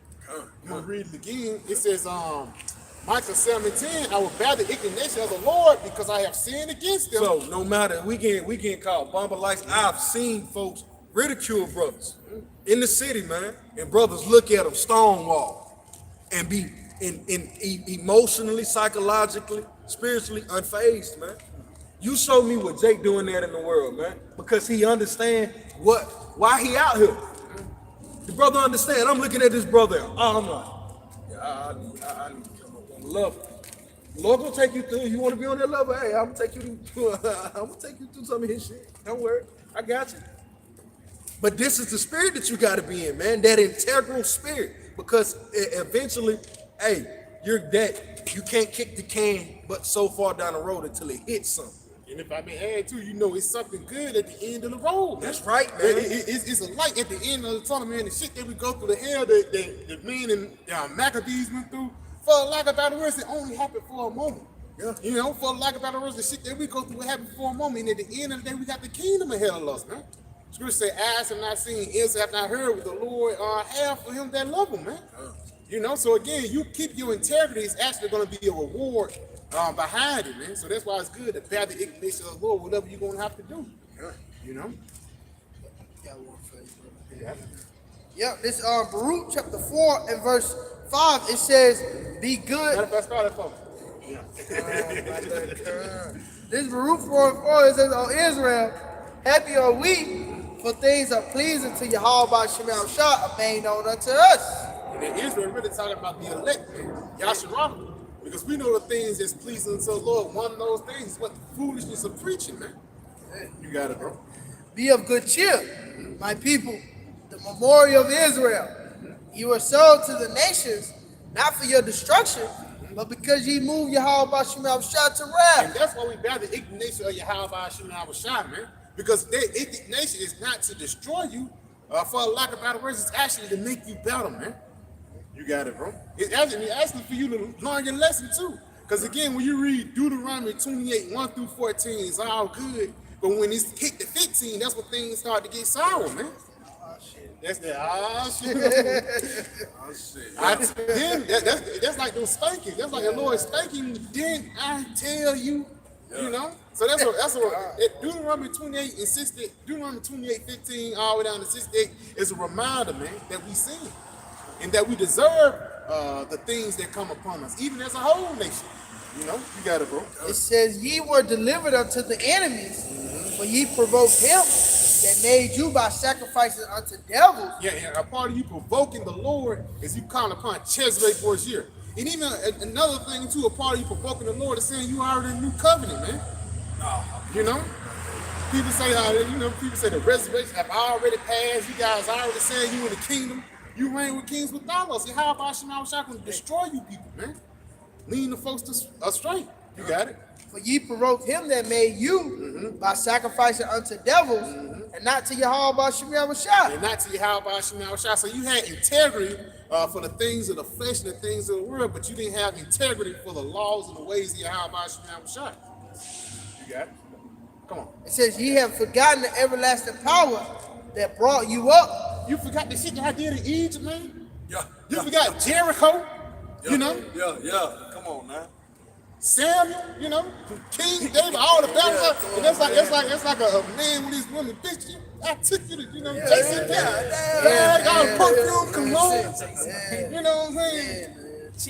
Cheesecake factory. You know what I'm saying? Ruth Chris, that's the Lord doing. The Lord snapping on us because we deserve this ass, man. No other nation treated us like the Lord treated us, man. All these other nations treated us like shit. When you look at how Jacob was getting dealt with in the Syrian captivity, the Babylonian captivity, you got it. It says, and ye have grieved Jerusalem that nursed you, for when she saw the wrath of Yahweh Shem Yahushua coming upon you, she said, hearken, O ye that dwell about Zion. Yes, hearken, man. The Lord finna kill y'all niggas, man. Hearken to this truth. Hearken to this word. You got it. It says, Yahweh Shem Yahushua have brought upon me great mourning. Yeah, great warning, and that's Israel as a whole, man. Because let's say y'all got P. Diddy and Top, they doing real good. But Israel as a whole is in fucking mourning, man. And the reason why, because we sin against the Lord. Yeah, I got something for you. Yeah, this Hebrews chapter 12 and verse 11. Going back until you say it pretty much get greater later, man. It says, now chastening for the present seems to be, it's like chastening, Hebrews 12 and 11. Now, no chastening for the present seems to be joyous. Going through hell. Yeah. You have it in, shadow, But at the same time, it says you're supposed to be present, man. And that's how, when you work out resistance, that's the best way to grow, man. Resistance, discipline. Take things away from you and things like that. That's the best way for you to grow and benefit from things, man. So the chastening of the Lord for that present time, it's not resisting. You on that bench press, sometimes that shit hurt. Your chest hurt, your arms getting tired, your arms getting weak. For lack of better words, but at the end of the day, it's a reward behind it. You appreciate that pain because you got an expectation. Yeah. Future how you want to look, or how strong you want to be. Same thing with us, man. We get put through certain things, and we got an expectation of deliverance. You know that the Lord is pretty much building us up to make it to that point, man. So anything that falls upon us, man, it's of the Lord. It's all for the better of the elect, man. If you can see it that way, with the Spirit. It's even beautiful to even see the process. You see when you started it, to see, your body starting to form itself, and that's even in the mind. You start off as a nigga, but now you see yourself, you forming into different things. You got a different taste. Yeah. Now you got an exquisite taste. Now you ain't just, everything. Wild eyes roll. Yeah. Hey, nigga, now you drinking cognac, But that's the heavy point. Like the brother said, when you see, and there's one thing too.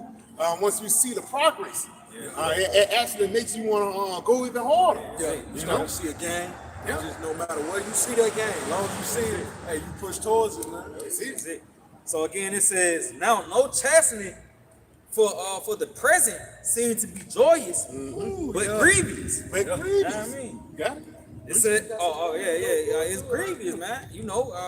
shit, like you said, catching hell ain't fun, man. Yeah. But yet, when you get through the process, now you got the experience to give another brother. Like, hey, don't even go that way, man. Tell you we're gonna help. You know? Yeah. And then devil, Yahweh said to Peter, saints have desired to see yeah, me, but I prayed for you. But he said, when you get through going through the shit that you go through, help the brother. So that's why it's really a necessary evil for us to go through evils, man.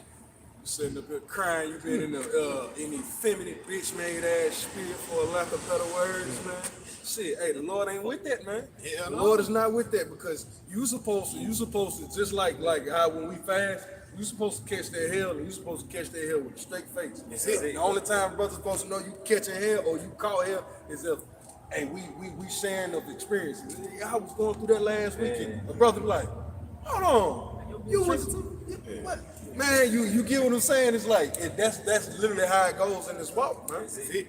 And we building one another up, man. We ain't over here just kissing each other boo-boos. It's gonna be okay and not throwing dirt on them. We throwing dirt in there. You be alright. Yeah, we doing alcohol. We making this shit burn. It's good. You good, huh? You got it, bro. Oh, so let's not. Let me get that real quick. Oh, okay, come on, get that. It's like this is the book of It's Hebrews, yeah. chapter 12 and verse 6. For the Lord Yahweh Shemel disciplines who he loves, You got it. and he punishes each one he accepts as his child. So the Lord, amen, going through it, man, that's just the Lord, man. Building you up. You know, you don't have to go through it, man. The scripture say through much tribulation shall we enter the kingdom of the Most High. You know, so this little, chastisement, it's just temporal, man. That's it, bro. It's like that. It's a heavy point because again, for lack of better words, if you ain't going through hell, something must be wrong.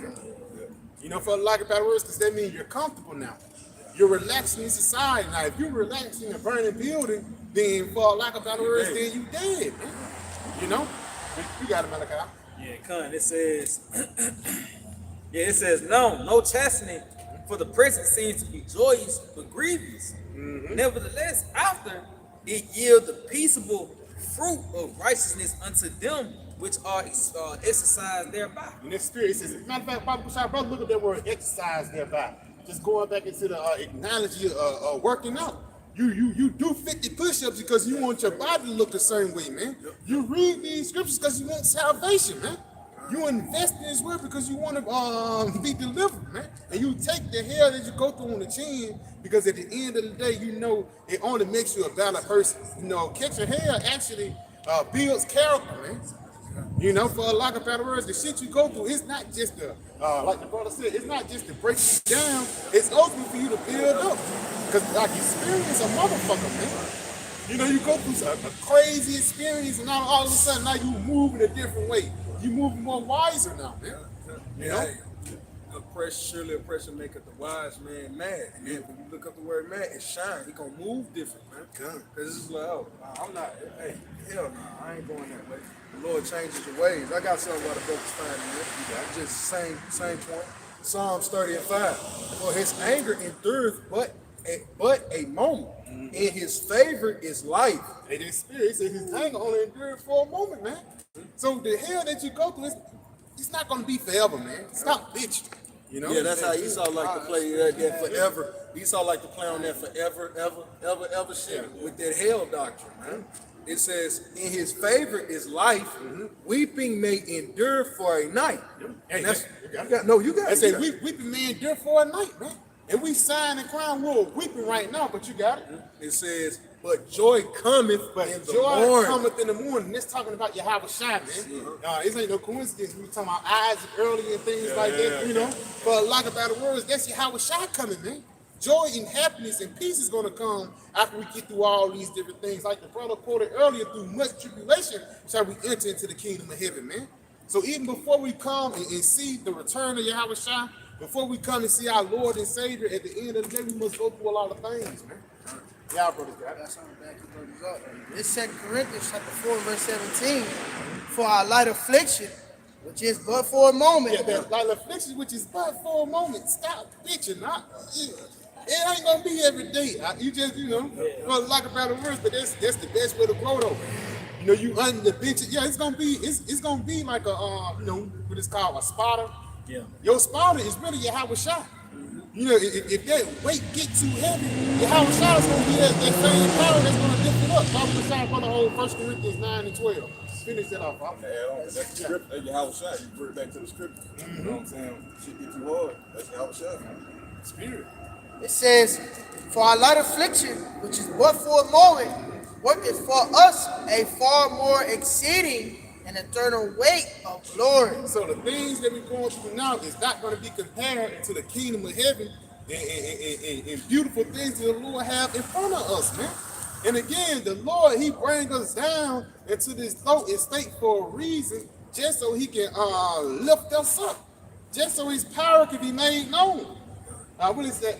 It's 12 and 9. I think 1 Corinthians 12 and 9, my strength is made perfect in weakness. You know? That's why the Lord puts us through hell, just so he can glorify his own name, man. Because once we get through hell, what you say? Call Allah, how about you? I'm shot. You late on that light bill, you late on this, you late on your car note or whatever. First thing you do when you pay it off, what the first thing you say? Call Allah, how about you? I'm shot, man. Because that's who all praise, honor, and glory goes to. That's the same power that put you in that situation, and that's going to be that same power that delivers you out of it, man. Isaiah 4 and 6. That's it. I got it. 2 Corinthians 12 and 9. Yeah. And he said unto me, my grace is sufficient for thee. Because Paul was, for lack of better words, no disrespect, no brothers, no, don't take this shit out of turn. Paul was bitching, man. He had a thorn in his side. He kept praying to the Lord. Lord said, hey, man, my grace is sufficient for thee. I gave you this truth. You got it? He says, for my strength is made perfect in weakness. My strength is made perfect in weakness, man. So that's why the Lord actually break us down, man. You have to be broken down, you know, as a man. To be built up as a righteous man. You know, for lack of a better word, Apostle Paul said, in order to be a man of the Lord, you have to be a man first. You know, and we wasn't raised in Babylon to be a man. You know? You got it? It says, most gladly, therefore will I rather glory in my infirmity. Yeah, you glory in your infirmities, you got it. That the power of Hamashiach may rest upon me. That the power of Yahweh may rest upon me. So when you glory through the hell and the things you go through at the end of the day, that means the glory of Yahweh is resting upon you. Because Yahweh he went through that bullshit. He went through hell. He was a man acquainted with griefs. But go back to that Hebrews 12th chapter. You know? Let me add to the point. Ed was going into last week. He said, boast not and not disgrace. Yeah. You know what I mean? So pretty much, in other words, just take it on the chin, man. I'm be walking around with that woe is me spirit. Because we all catch hell. We in captivity, man. You know? And really, sometimes, bro, I don't want to hear that shit. You know what I mean? Yeah. It's a time and season to do it, you know, because you might mention something that he going through, like, damn, you going through that shit too. Yeah. You know what I mean? You can pull him to the side before you just walk around. You with better the be a tough crybaby, man. 'Cause we see that in the truth, man. You tough ass crybabies, man. I'm going through it. I'm straight. Man, shut your weak ass up. Man, you finna quit. Yeah. That's usually what that society. You finna quit, dude. Your bitch ass up. For real, let me read this back, man. 2 Corinthians 12 and 9. And he said unto me, my grace is sufficient for thee, for my strength is made perfect in weakness. His strength is made perfect in weakness, man. So instead of you bitching, hey, embrace it. Like the elder said last week, you embrace it. Because now the Lord is making you perfect, man. You got it? Done. It says, most gladly, therefore, will I rather glory in my infirmities. I will glory in my infirmities because Yahweh Shai, man, he went through it. And it's a beautiful thing to go through something similar that Yahweh Shai went through. It's like your son, man. I got boys or whatever. You know, they'll do, Dad, did you used to do this when you was younger? Hey, did you eat like this? Did you do this? Could you do these many push-ups? It's like, yeah, I could have. Oh, no, you got me on that. Or whatever. It's like, they glory in the things that I went through. Like my struggles and my stresses, they want to see if this made Dad that tough. Hey, if I can go through it, Dad will see, and I'm going to be tough just like him. And really, he doing it to make me proud. If these things made you like that, I'm going to go through these things to put a smile on your face. Because I want to be like you. That'll make your father smile. So sometimes even in your distress, you know what? I see you trying to make yourself better. I'm gonna come and help. Now, in this process, hey man, you gonna push that fucking way. You gonna go through it. Yeah, you want to say something? You got it. What you say? We changed into a Lord state, counting our joy when I changed into a Lord state. Yeah, kind. I mean, yeah, you got it. No, you got it. Pretty much, don't be complaining. Like you said, like shit, take it cheerfully when I change, to a Lord state. And the father's good for that. Yeah. I'm gonna be trying to lift you up, like nah, your daddy, hey, motherfucker, nah, you need that. It's like, hey, he deserves it. Hey, let him sit right there. This is the first thing you say. Ain't nothing wrong with you. Yeah, ain't nothing wrong with you. You'll be all right. You be clean and shit. Ain't nothing wrong with you. Yeah, throw some dirt on it, man. Get your ass. That's my favorite thing. I'm like, shit, your ass ain't dead.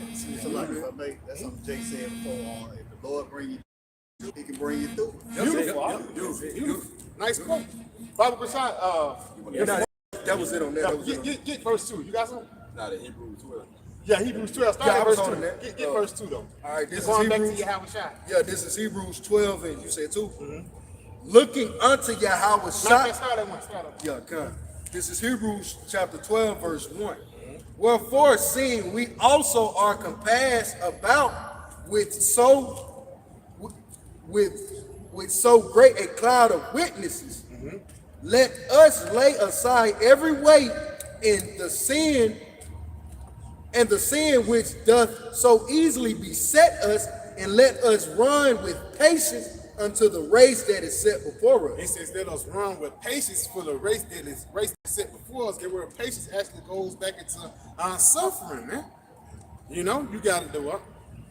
Look unto Yahweh Shai, the author and finisher of our faith. Yes, looking into Yahweh Shai. And basically the scripture telling you that this is the prototype. This is the person you should model yourself after, man. Because even Jake, sometimes you'll watch one of the motivational speeches that, Yahweh Shai is the ultimate, I remember everybody Depot, everybody said, you think you gangster? Tupac got shot 9 times and died. Everybody said, the Lord, he died and raised up in 3 days. So what type of glory and majesty comes with that, man? That's a beautiful thing for you to die and be resurrected 3 days again. What power you giving? Who your dad? Like you got some new clothes on and shit. Who your dad is? So through the spirit, that's why I says looking into Yahweh Shai. The ultimate example, man. Yahweh Shai, even though he got to a point, he got to see his weak points. Hey, man, Yahweh Shai went bitching, man. He was taking that shit on the chin. He even told the Son of Man must suffer many things. He told you. The disciples that Peter saying this, Peter saying that. Like, get behind me, son. Son of Man got to suffer many things, bro. What do you expect, man? And that's how I get to the point when you get into the truth and you go through hell. What else do you expect, man? You expect everything to be okay in your damn captivity? You expect everything to be okay while you in jail? Hell no, man. Go ahead and do your time, bro. Till the Lord comes. Hey, that's how you know the Lord about a rough nature. He even tell you when you come to serve him, to prepare your soul for temptation. You gonna catch hell, man. You gonna get beat down. And like bro was going into the Lord, he gonna beat you down just to ultimately build you back up. When you build back up, you gonna get better. You gonna think better. You gonna eat better. You gonna move better. The things you like gonna be better, man. Cause everything in America, everything you like, even your entertainment, it just brings folk down. The shit you listen to put bad thoughts in. The shit you eat, where they say a bad gut is a bad cause for thinking, man. You know what I mean? So for everything with the Lord, it cleans you up, man. That's it. It's how should a young man cleanse his You way. know what I mean? I take it heed unto according to thy word. You know where be a fucking man, bro. You gotta take that history. And what is it? You gotta ingest that shit. Yeah. It's a purge, it's a cleansing agent. Some of it hurt like alcohol. You know what I mean? That shit clean the cut, but that shit hurt. You know what I mean? It's like even cleaning is a violent. Like let's say somebody clean these sour. You ain't gonna be just it's gonna be laborious, man. Even when you wash it, you don't wash yourself. You actually scrub. You gotta scrub, man.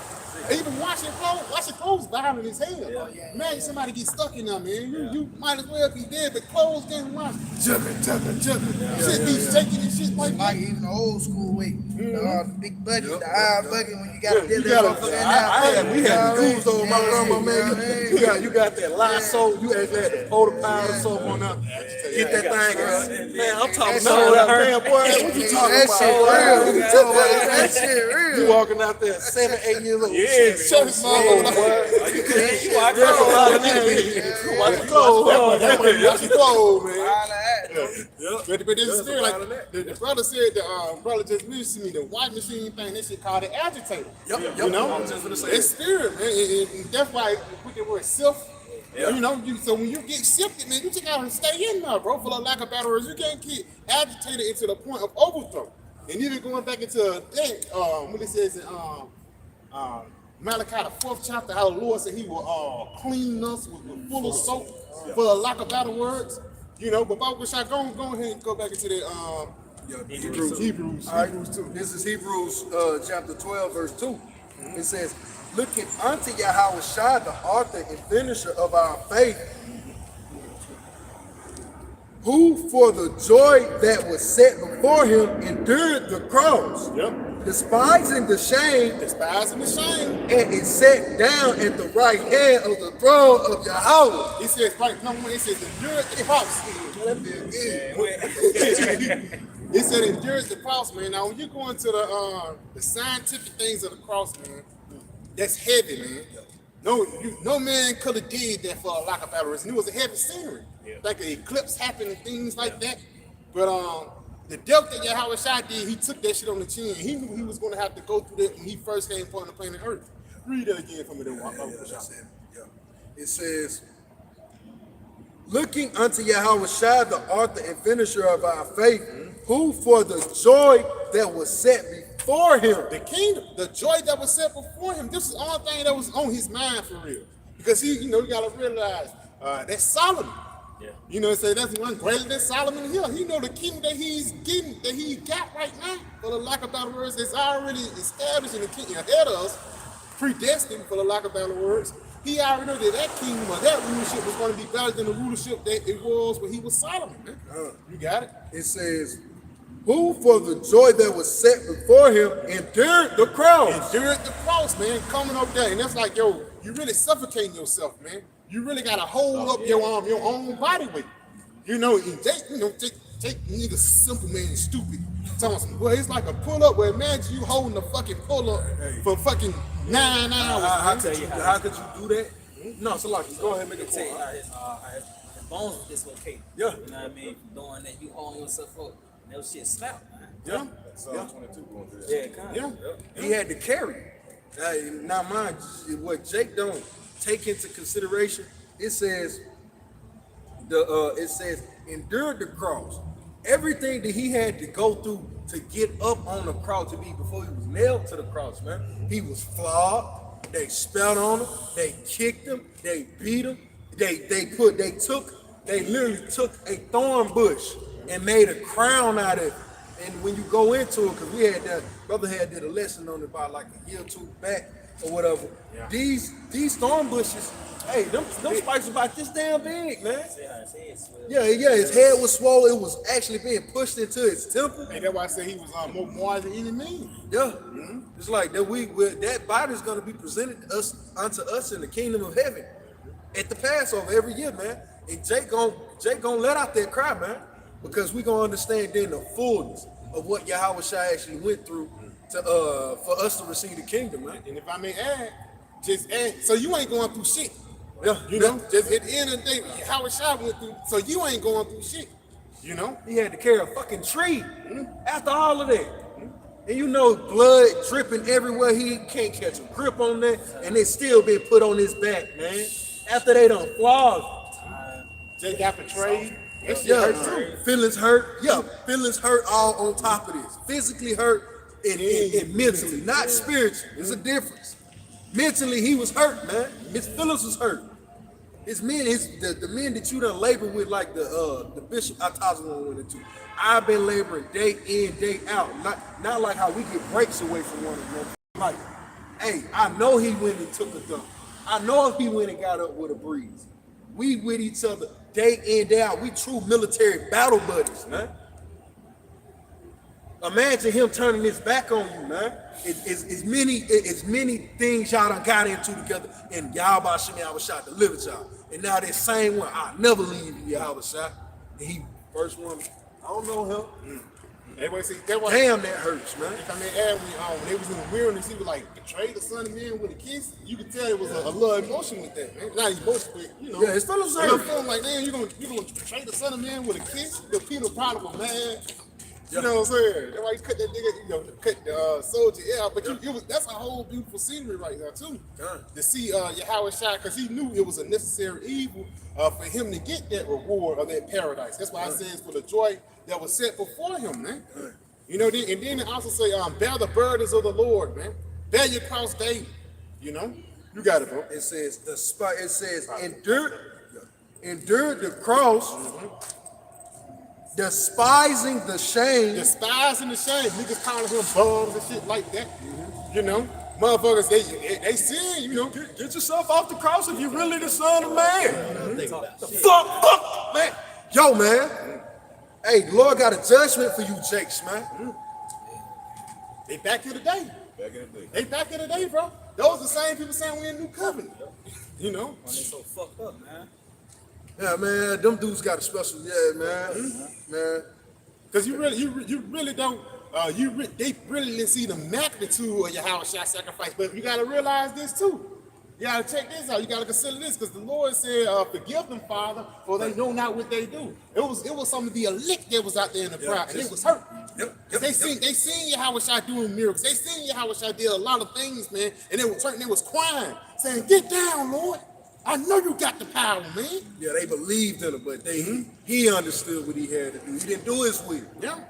He could have called Lee's on. Yahweh Shai could have took the easy way. Man, Yahweh Shai could have said, man, fuck y'all, bro. You know, be honest, bro. They took that route. You know what I'm saying? Yeah. They said what the cross, Say call shit. angel down. Now, we done all been in that situation in life where you was like, man, you self-will yourself and you literally 95% loaded, and then 90%, 96, you say, man, fuck that. Yeah. And it's over with, bro. It's over with. I'm saying, they get in. You know what I'm saying? Yahweh Shai did, man. They tried to feed him. They tried to give him piss and gall, man. That's fun. That's bile off of somebody's inside. They throwing this in the cup trying to give it to this man, knowing that they just had flogged him, knowing that his body is losing liquid. He dehydrated. He's completely dehydrated. Sweating like a mug. Yeah, and you try to give him vinegar, piss, and gall in a cup, man. Come on, man.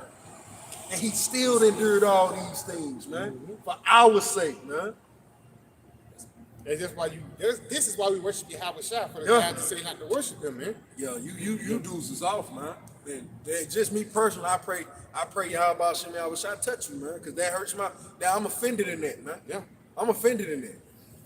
You gonna walk over, you gonna skip Yahweh Shai after he did what he did, and the Heavenly Father put Yahweh Shai through that you may respect him.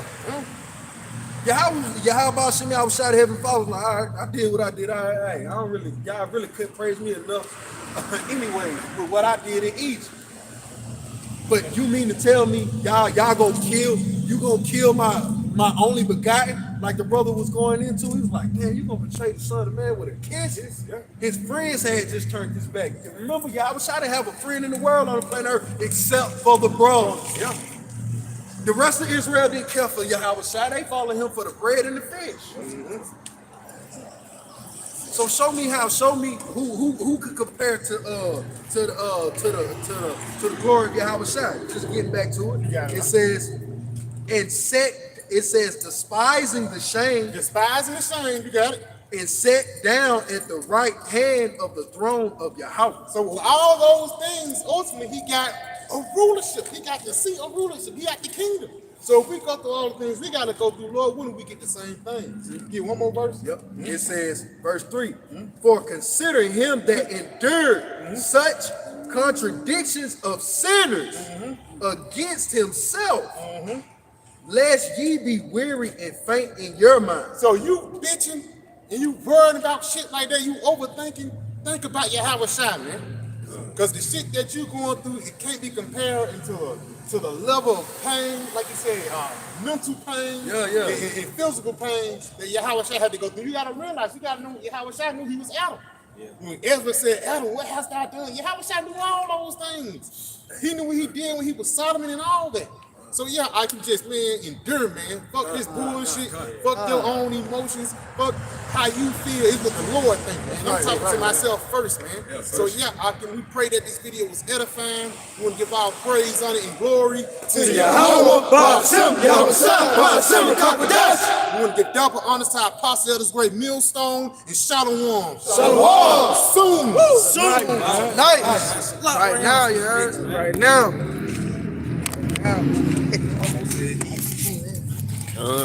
Bitch ass nigga.